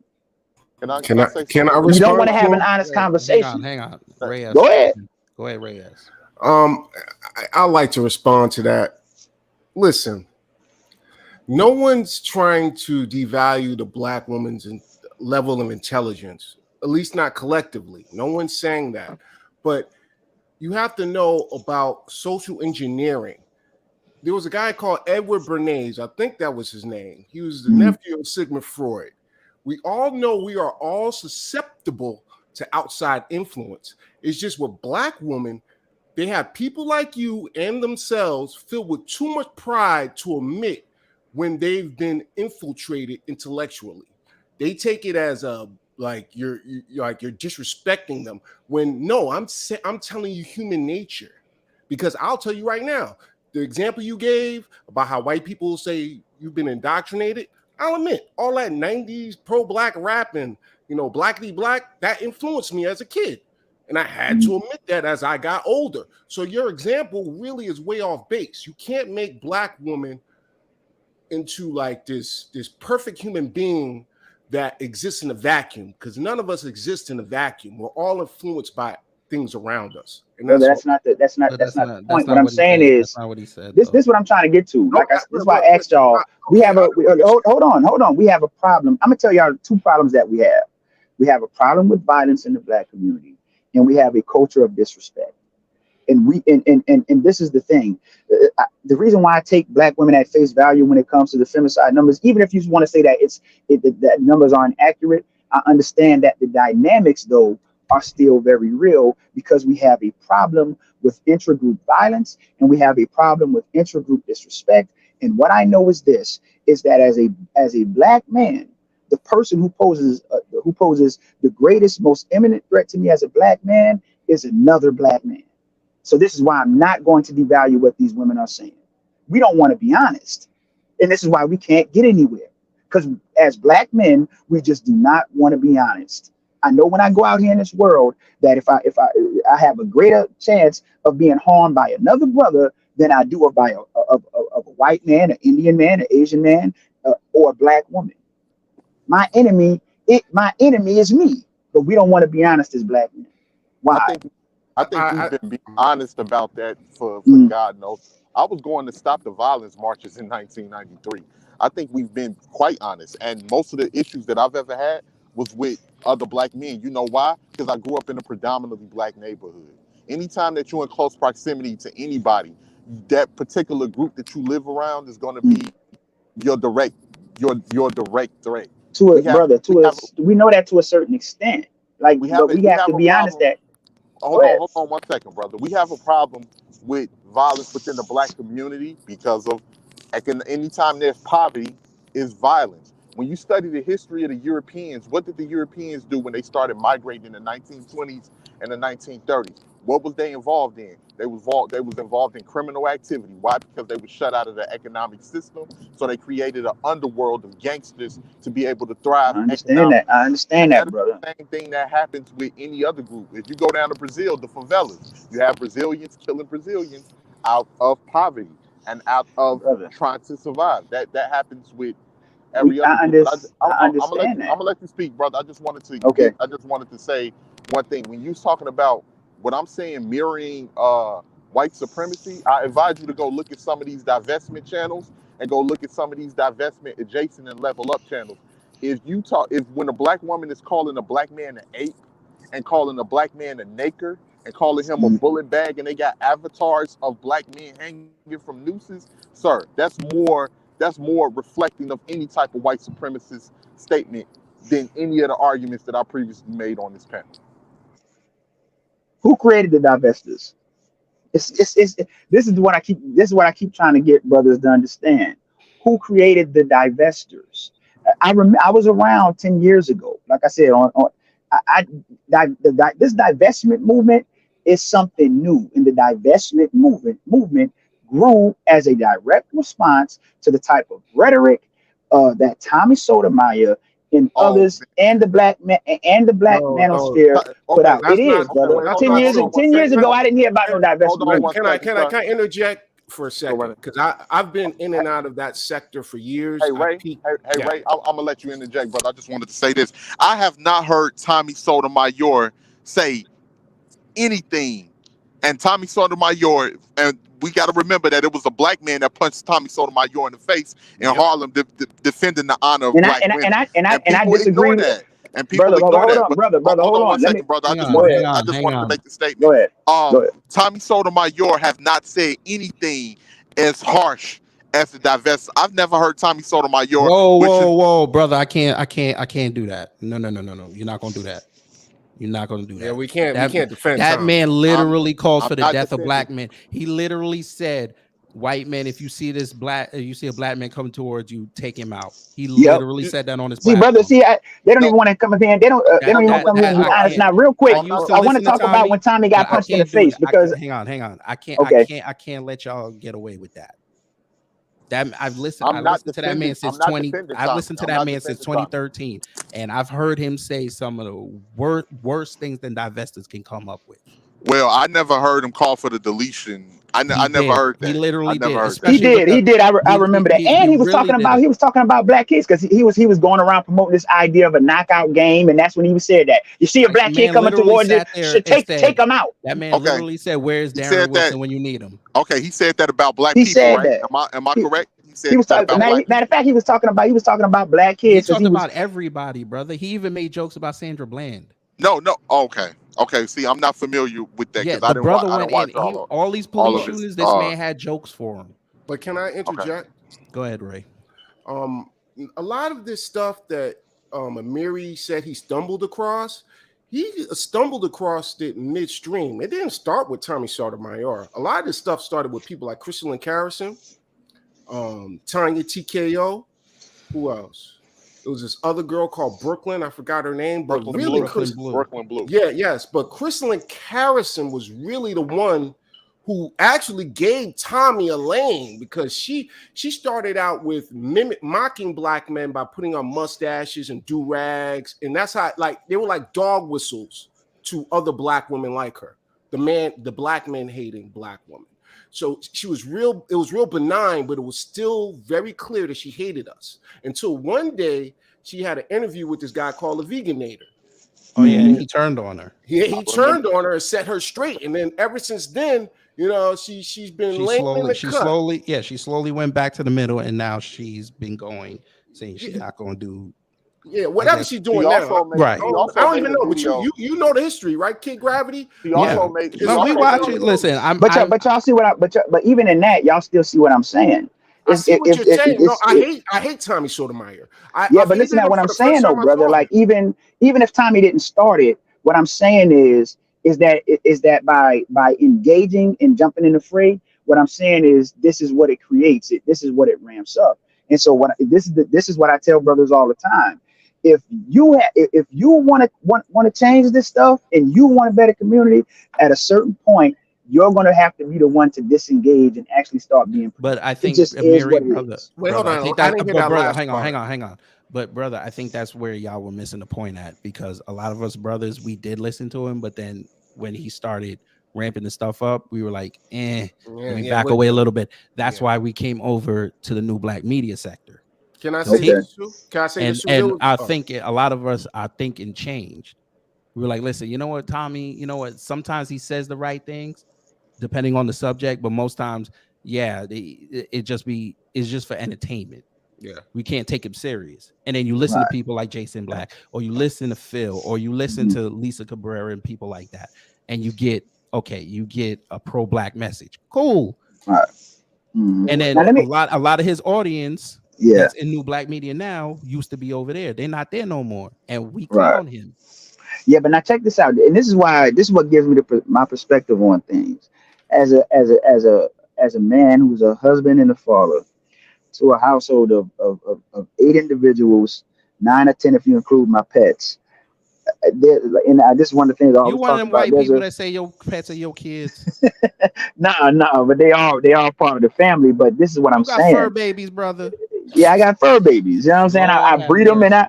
I breed them and I sell them, and I do pretty well. I do like 2 litters a Okay, year. I make pretty good. I was That's gonna passive think you income. You know what I'm saying? putting them up in sweaters and carrying them on No, I in don't do all IKEA no. bags and all that shit.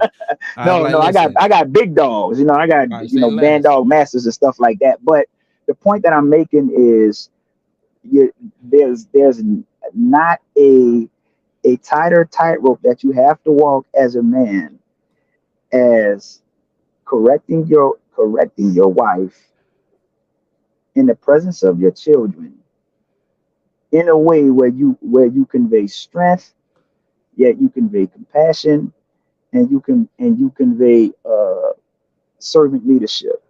That's the responsibility. Like I can't go in there and cuss my wife out. And this is the thing. You can be right. You can be right as rain, but that's what's going to rule the day in front of your children, and even in front of your wife, is the perception. And so when you're doing stuff like that, it's a delicate it's a delicate balance, because as a man, there are going to be times when you're going to have to put your foot down, and you're going to have to be that stern leadership, and set the agenda, and kind of steady that ship and steady the household. And what I'm saying is in doing that, you can't come off across as too heavy handed, yet you can't come across as weak or soft or passive, because then the children will see that, and they think they can get away with anything. So that's a delicate balance, and that's what gives me my perspective on things, because I didn't always excel at doing that. You know what I'm saying? And so this is why I tell brothers that there's a process to this stuff. And so we get so wrapped up in how we believe things should be as black men, that I don't believe we focus enough in our conversations on the actual process of what leadership looks like. And this is what I'll say on this, the last piece. You really know that you've gotten good at it when you're leading your your family and people, and they don't even know you're leading. That's the true mark of leadership, when you're leading people and they don't even know you're leading. That's when you're really doing something. And so if brothers want a better community and better women and better children and better even life outcomes for themselves, there's a process to getting this stuff done. And so far, what I've seen, the things that we've been engaging in, it does the opposite. And that's what we're dealing with right now in 2023. It's the reason why we have, this harmful vitriolic rhetoric. I don't agree. Like I just, even with that whole thing with Cynthia G and Fox Soul, I did a panel and went in on Cynthia G, not personally, just deconstructing her argument and giving a full throated defense to brothers who are doing what they're supposed to do. And I do tell sisters that, look, you're gonna have to give these brothers credit. Like they might not be perfect, but if brothers put in an effort and brothers are trying their best and making improvements, you have to give that positive reinforcement. This is my problem with Cynthia G, because she'll just totally negate and ignore the positive things and good things that brothers are doing. And so that's just But that's just common sense. If you Bottom. yeah, want but that, more of but, if you want but you more gotta of a understand. behavior, you reward that behavior. But that's So why we try to tell y'all we don't pay attention to them sectors, because they not going. mhm. It's never going to be about black positivity. It's not. We already know that. We know how they get down. We know how the black manosphere get And down. see, and Yeah. but see, That's why here's the we thing. ignore them. And But and, and, again, and can I piggyback that? all right, go ahead, because I, I I, gotta I, get to my last segment. I got you. And I agree with you. Most of the stuff you hear in the manosphere, because I've peeked my head in and out of that sector, you don't hear it in real life. And I'm not for people like BGS on Mm. radicalizing young black men, because I truly believe, like, I listened to this interview with Kevin Samuels, and I could tell that Kevin Samuels was radicalized by BGS. And Mm. BGS doesn't even have a tight grip or grasp on the knowledge he's sharing. He's sharing it he's an old man trying to live out his last days of glory. And so I hear where you're coming from. The only thing I ask of you, Amiri, Mm. is to use some discretion. Stop being so like hostile towards black men, knowing there's problems on both sides. That's the I only hear thing you. I would ask of you. I hear you, and because I did one of the observations I made, like in my first mistake. Look, this isn't easy for me coming back to something that I failed at. We all have an ego, and my first time on YouTube and social media, with what I wanted to do, my vision for making my contribution to the betterment of black people in the black community was I was too broad in talking about the problematic element of black men. I've acknowledged that, and so I've tried to curtail my language to be more specific about who I'm talking about. I no longer just make blanket statements about black men to the best of my ability. So even, and like I said, when I'm making my assessments and my critiques, I put it like this: that we have to realize that some of these dynamics are cultural dynamics, because this is just how we've been indoctrinated as a community of people within a white supremacist society. So I never want to make it this thing where I'm just making blanket statements about black men, only portraying black men in the most negative lights.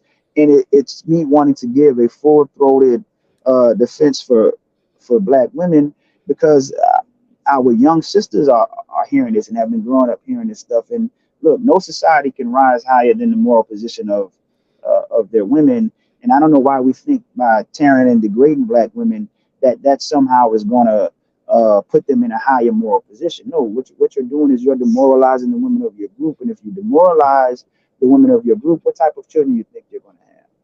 So we Can I have to learn how to speak life into black women. And can I but say? if you say that, oh, he's simping. But come on, man.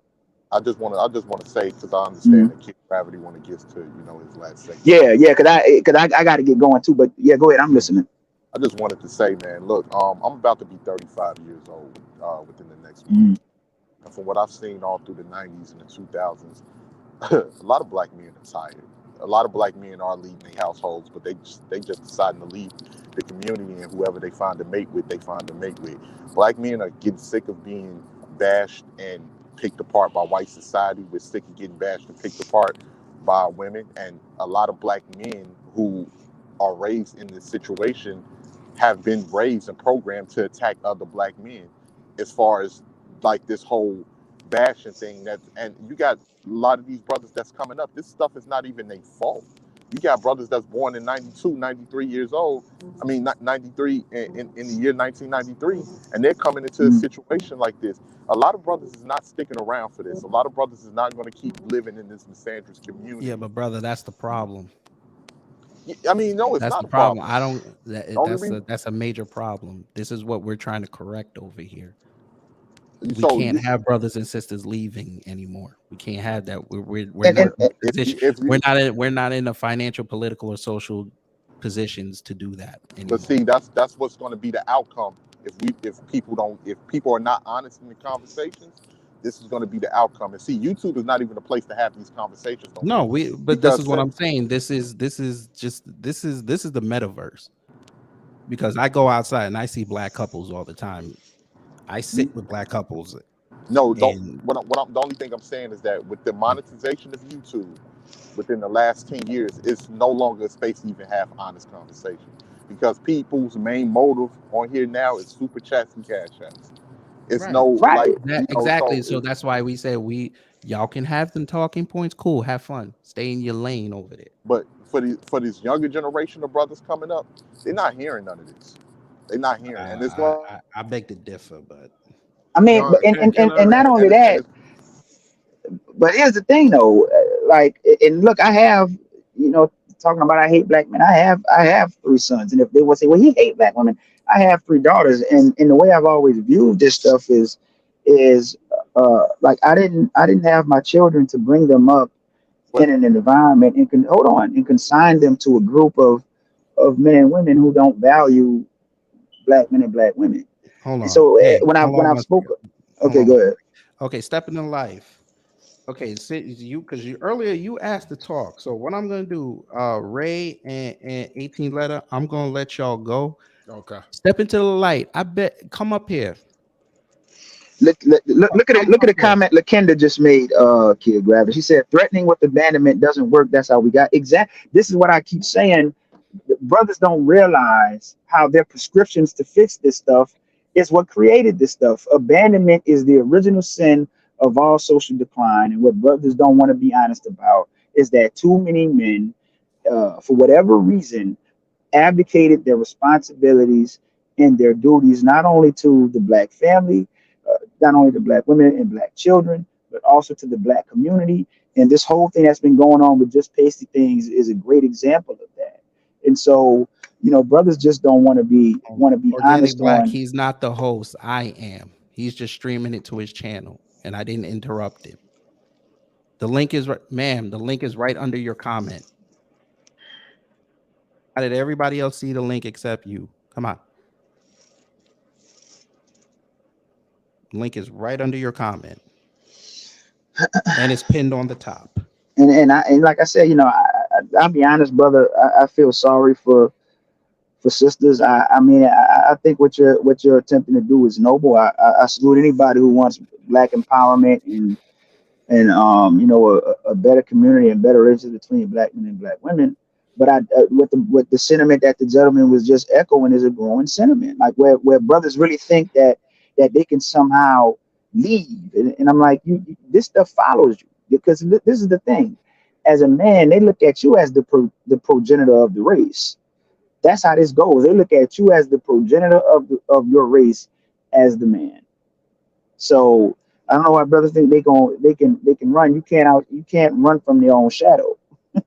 I'm saying it's a thing, and you're gonna go get with groups of women over here. Man, that's not gonna You want work. to put the link in the chat because they telling me they I don't don't see it. I don't I'll know put how. I'll put. Well, you on the Oh, okay, phone? because yeah, they on my channel. Yeah, I'm on my phone. So I'll put it in the back channel. I don't know if you could paste. You just have to. okay, I let me think you have see. to just like click it and then put it in there. Okay, I don't see, I see where it says, yeah, put it in the back chat. Yeah, I put it back there. I don't see it. Hold on, let me go look at it now. Oh, you know what? No. I put. Wait. Hang on. All right, you see it Okay. now? Yeah. If it kicks me down, I'll just come right back up. But I gotta. Okay, so let me see how I. Oh, okay. So if I just post it in the chat, in the Mhm. comment section, it should show up. Right. Okay, I shared the link, y'all. The link is in the chat. You know. Okay, I just shared the link, and my thing is, brother, like I don't want to minimize the pain and the experiences of black women or black men, to be honest. Nobody. Like But here's the thing: we're not doing that. I I think know, that. but well, go ahead. But I think they see the manosphere as a macrocosm of the black community on the male side, just like a lot of people think the divestors are the macrocosm of the women's side. And I'm trying to tell people it's not always like that. They I mean, have the yeah, you're kind of in your own section there. I get that, like, but that's what I was talking about with, because of how this whole stuff is structured, and what trends because of the algorithm, and that's just what becomes the overarching dynamic. So if you do come in and you might say something that's just your opinion or just an honest assessment, it'll get attributed to whatever they feel like segment that fits in. So if you say something that they might hear from a black manosphere channel or something, they just gonna put you in that box. And it's the same thing with the divestors and stuff like that. So that just makes it harder for us to have these legitimate conversations. That's the point I was making when we first started with this. That's what makes it so yeah, hard. little prism. Try again. So But did y'all? LB, go ahead. Hi, Mary. Hello. Thank you for Hey, having how me you up. doing? How you doing? First I want to say, like, I hear some of these. Well, when I came on, when I first tuned in, I heard the young man talking about all of these talk shows. I wonder, did he ever see any of these talk shows? Because on these talk shows, it wasn't just women; it was women and men, and they Mm. both were, expressing Mhm. what was going on with the black family and the community. So it's like, where do they get this thing of women just have 40 years of bashing black men? You know, I hear these guys say, "Oh, black men are tired." Well, women are tired too. Correct. We had to carry the community on our backs. And did we do a great job? No, we're not perfect, but we did the best we could. And nobody Mhm. is like, everybody is just like, oh, look at this, the single mother, this and that. But like, when are our men gonna step up? Because I tell you this, if a man is in his rightful place, the woman will follow.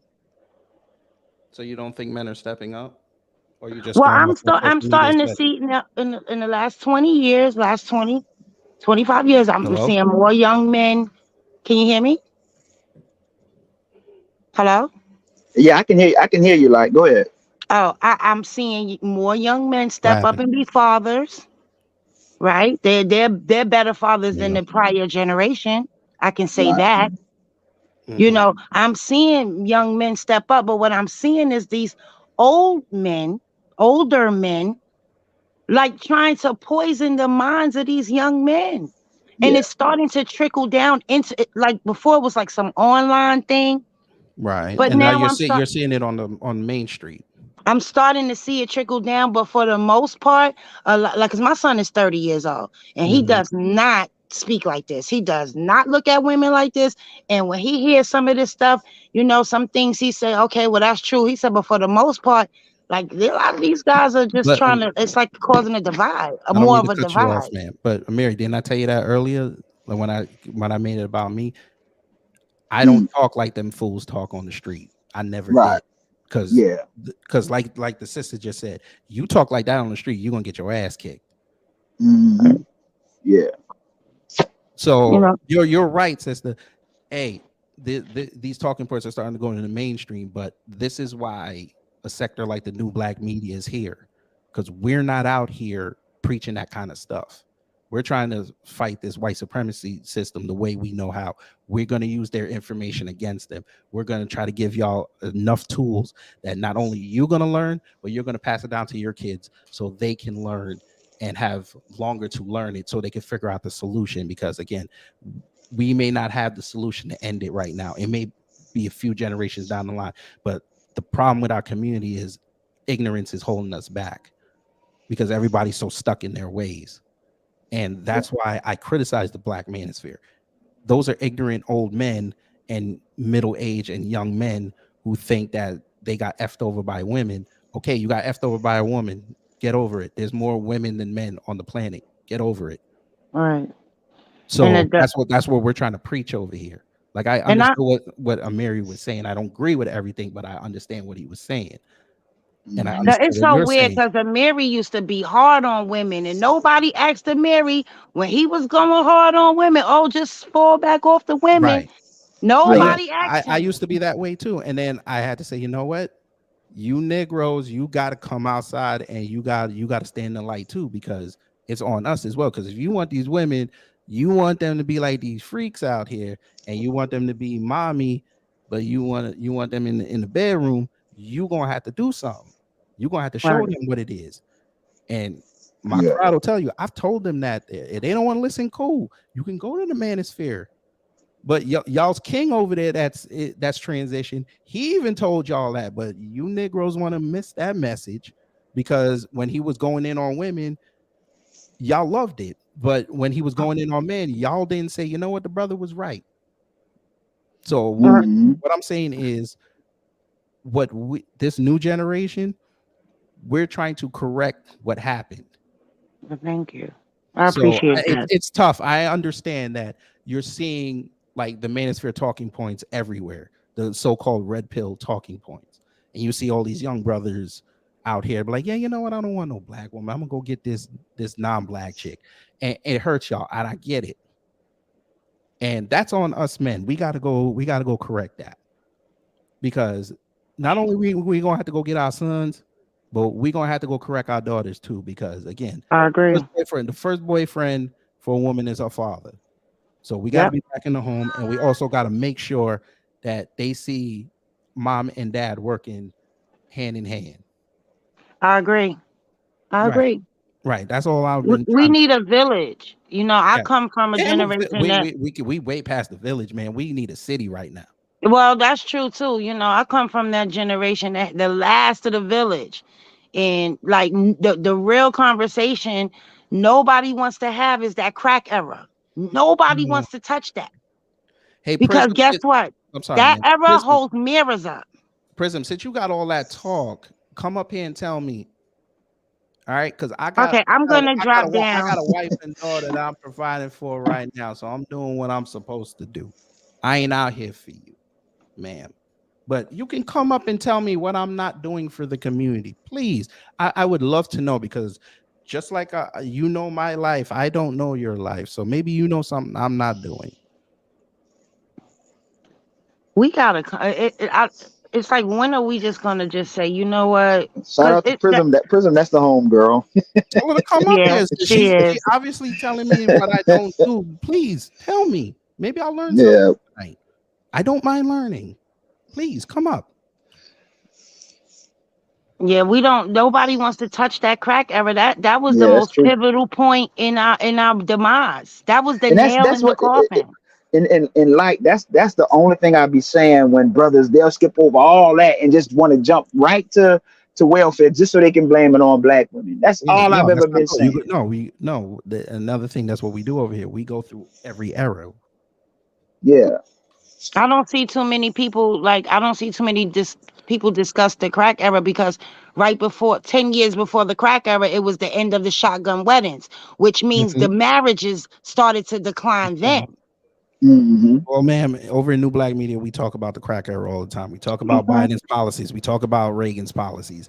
We don't skip over everything. Now, brother, now, even when Mhm. like so when you talk about Reagan and Biden, this is Mhm. one thing that as I said, you got to break this stuff down because there's three things that's affecting the black community in a negative way. You have white supremacy, you have male supremacy, and you have class supremacy. And even when we start talking about the Biden crime bill, Biden was right when he was talking when he said when Biden was like, "Well, y'all asked for that." Biden not lying. The black bourgeoisie, the black middle class is heavily Gorgeous. implicated in the mass incarceration of black men. See, this Mm-hmm. is the truth, and I did a video on this years ago. There are actually two black Americas. You have a class distinction within black Mm-hmm. America, and in fact, the intra-group wealth gap amongst Mhm. black people is actually greater than the interracial wealth gap between black and white. Now check that Mm-hmm. out. That's how vast the disparity is within black America as it relates to class. So you in effect have two distinct classes of black people who are living two distinct experiences based Mm-hmm. on class, even while both of them are still subject to white supremacy. This is why another reason why we can't get anywhere. But I don't see people breaking that type of dynamic down. So it's I not got just about white supremacy; it's hang on. class I got supremacy about too. 15 more minutes, but let me Prism, go ahead. Tell me what I'm not doing, please. Oh, shout out to Renaissance man. That's my brother, Yes, and Renaissance man. LB, thank you for coming up. Thank you. Yes, ma'am. Go What ahead, do you Prism. Tell me what I'm not what do you doing. mean, what are you not doing, sir? You Like, said you literally said in my comment thread that I'm not doing anything. yeah, like you're not gonna change anything. What am I not changing? You're not gonna change anything about the black culture. You can change whatever you're doing with your family and Hmm. your generation of your people around you, but you're not gonna change the black culture at large, sir. Y'all need to stop this game. How do you know that, ma'am? Because you're not. Like, what do How you do make what makes you think what? what do you okay, let me let's talk about policy for a Hmm. second. Let's Hmm. talk about policy. You keep on talking about Biden's crime bill and all this stuff. And I told him, Mary, I wasn't going to come back no more talking to you guys because it's worthless talking to you. Hmm. Okay. So I need to know, first of all, let me hit the first point. Why are you talking to Amiri? Because I asked him to come on. Why? Because I saw how he was talking to Tommy Sotomayor, and I wanted to hear what his thoughts were. Okay. Why would you not go talk to Tommy Sotomayor?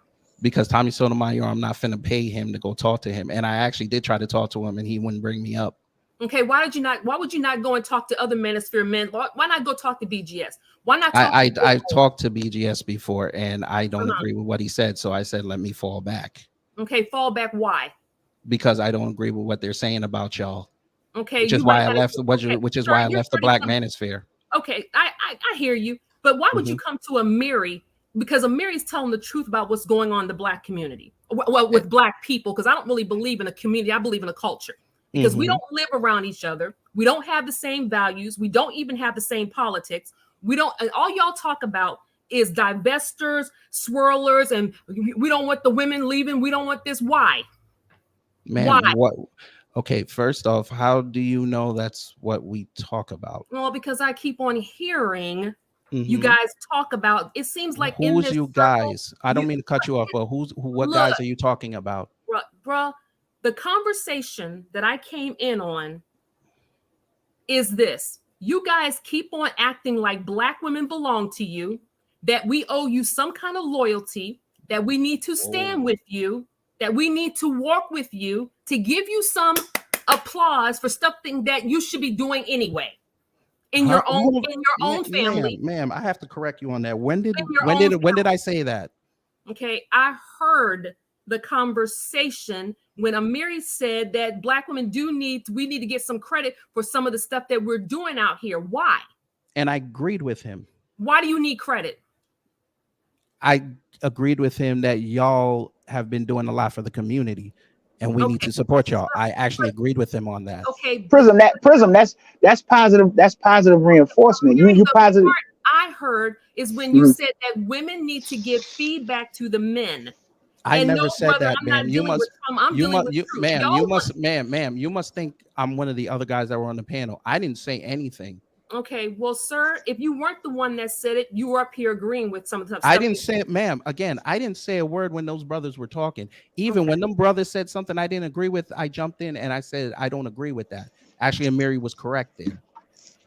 I didn't say anything when them brothers came up, and Mary will co-sign that. I was very quiet. I let them three brothers talk. Yeah, that's true. But hold on, Prism. This is my point about. And Ray, I'm not worried about what you think. How y'all think that FBI report came out about the manosphere and stuff? Y'all want to play this game with me? I've climbed the manosphere on that. Ma'am, I'm not scared of any of you guys. I feel like this. Amiri is my boy, King Gravity. I feel you on that, ma'am. Whatever you want. That's my boy. But y'all not gonna come over here and try to shut him down. Ma'am, nobody shut this brother down. All right, I just need you to understand that you're not going to shut Amiri down on what he's talking about. His voice is needed. If y'all want to go and try to handle these Black men that are doing all this stuff, go into the community and stop these brothers from hurting these Black women. Go over there to Dennis Sperling and all them men calling for a culling of Black women and deal with that stuff over there. Honestly, before that, these Black women are not trying to hear this stuff no more. We're not trying to hear it. Okay, Prism. Again, you don't know my platform. I understand that you're meeting me for the first time. My platform is not built like that. And it's not. What do you mean? And I'm trying to explain to you what I stand for. Okay, there are things that I agree with Amiri on. There's things I don't agree with him on. That's called healthy discourse. My platform is not built to go bash y'all. It's not. My platform is to talk about white supremacy and how Black people can get out of it, coming up with solutions. That's what I do. Okay. Now hold on, real quick, Kid Organic. Like coming from the perspective of what the sisters are saying, they're looking at it from white supremacy is more complex to them than merely a racial thing. That's why I was talking about male supremacy. Correct. Because you can't effectively. Yeah, but this is what I'm saying. You're not going to effectively deal with white supremacy and deconstruct white supremacy if you don't deconstruct male supremacy and then you don't deconstruct class supremacy. Correct. You have to deconstruct these things. So that's what these sisters are talking about. They're talking about the male supremacy part. They're talking about the way that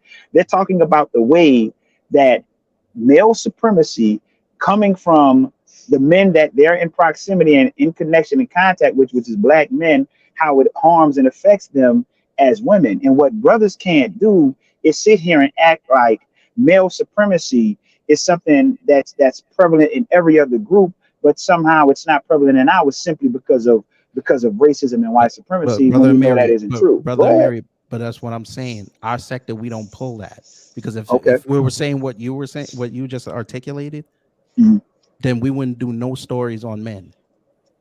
We would just bypass what they did and just focus on women. We'd essentially be another arm of the Black manosphere. That's not what we do.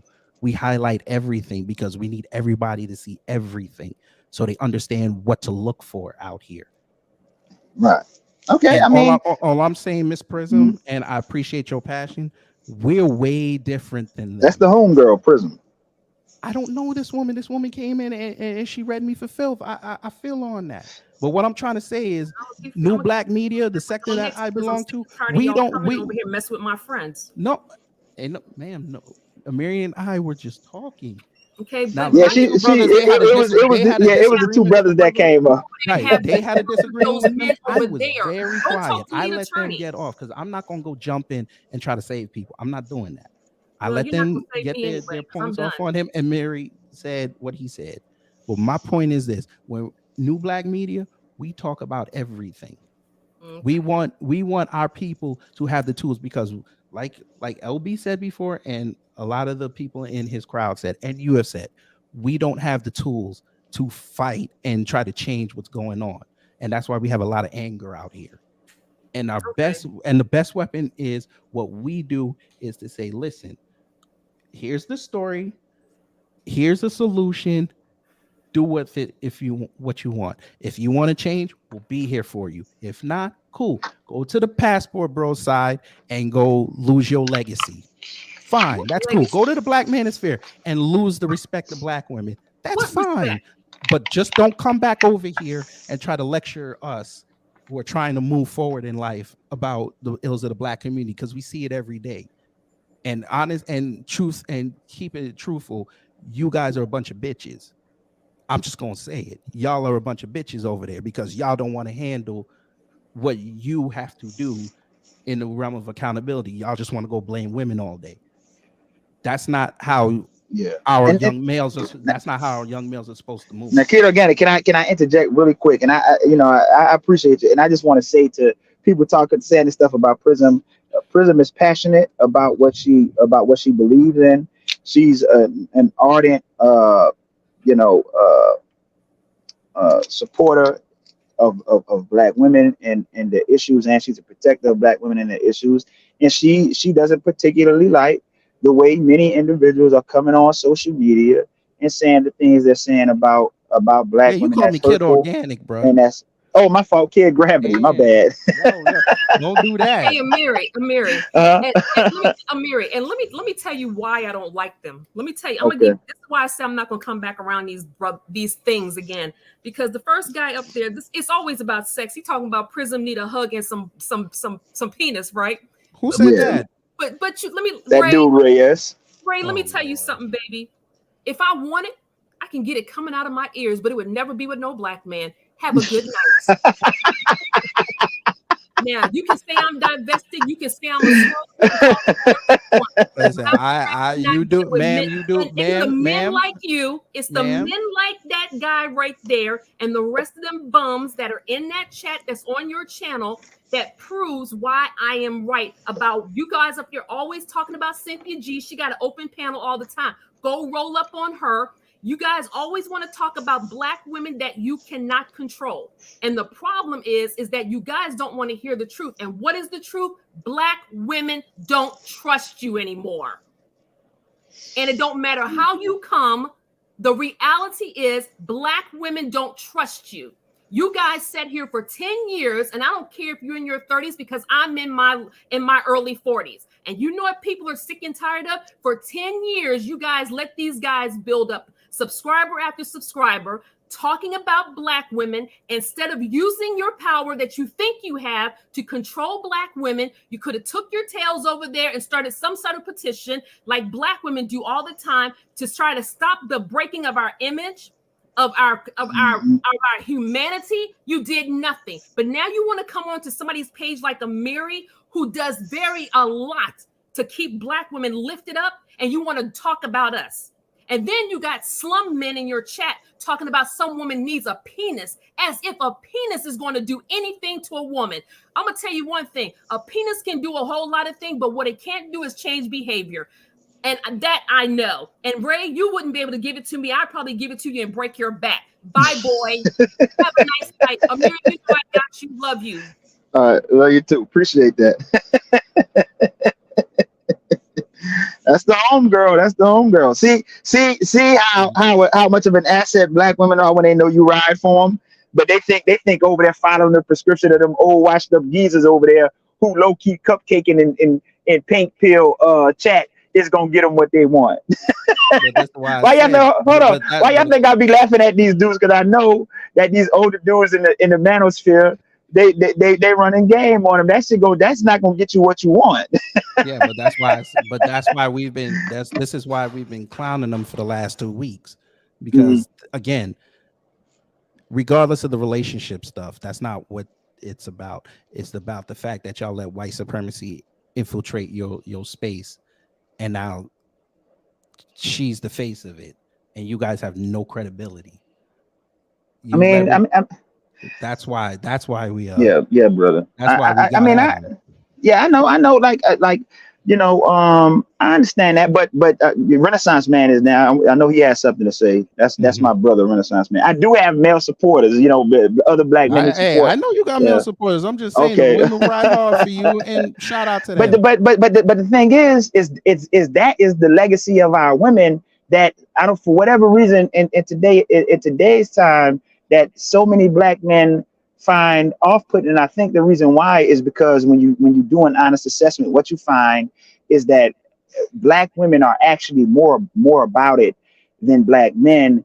And what you find is that brothers will sell out sooner than women will. Which why you look what Again, you do, again, like I said, you the black manosphere is supposed to be about black men, and a white woman is their leader. no, Let me tell you hey, something. no, I'm not. That's their sector, not us. I'm representing the That's black just the meat. demographic, brother. I understand that, but I'm just saying this as a demographic, this has been the reality. Look, you really have idiots like Anton Daniels sitting on a panel saying that black women have been more injurious towards black men than white supremacy.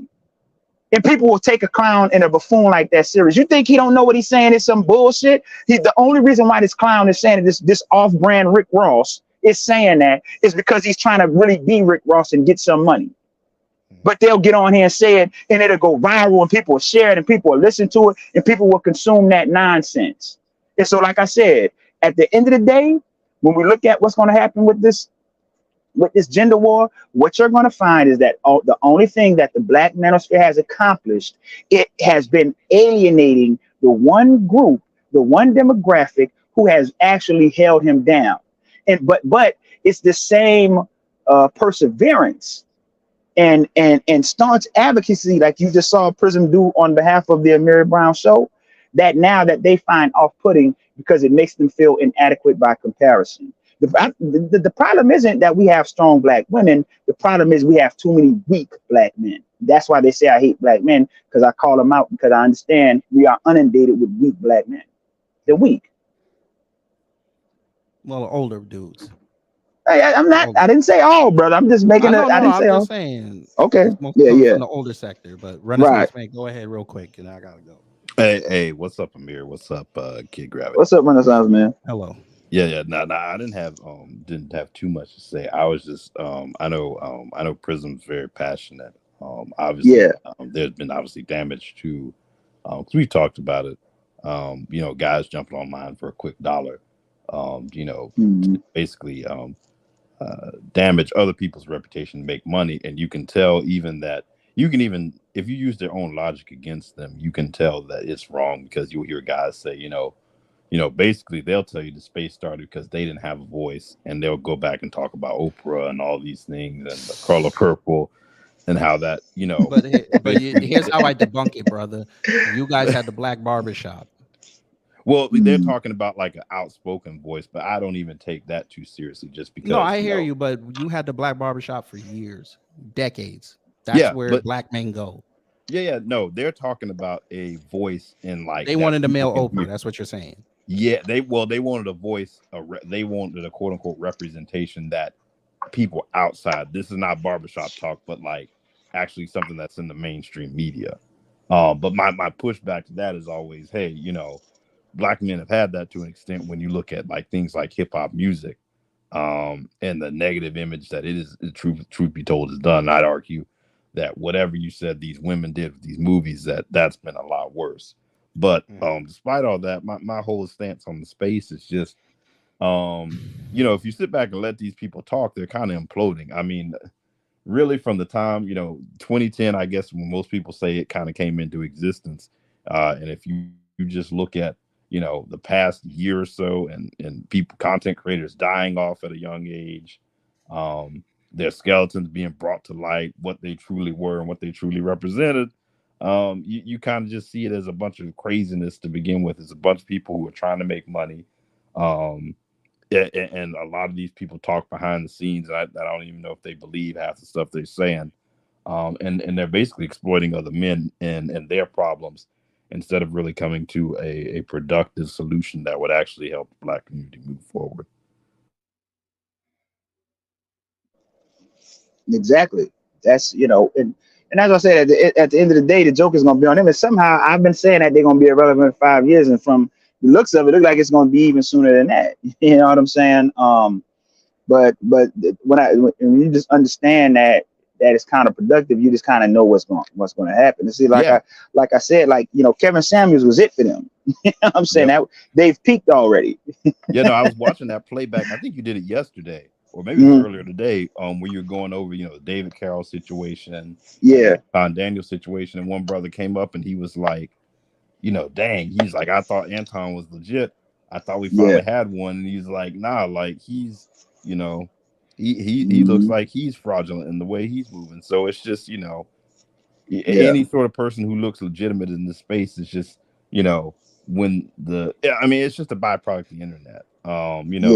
We can jump on these streams and we can pretend to be anyone we want, and the only real telltale sign is if you run into someone, if you move into that lane of, hey, I'm in real estate or something like that. The only thing real that you can really get in trouble is if you tell on yourself, is you bump into someone who recognizes game and really knows what real estate and how it operates. Then Then Well, in terms of what I got going on, they're gonna have to contend with real tangible results. Real tangible results. You know what I'm saying? I'm just waiting, and y'all know when that happened, I'm talking shit. You know what I'm saying? I'm talking shit. You know what I'm saying?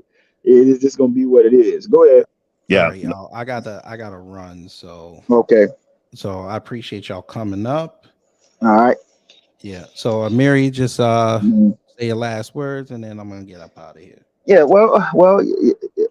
This is about the fierce urgency of now to channel my inner Martin Luther King. I'm the eternal optimistic.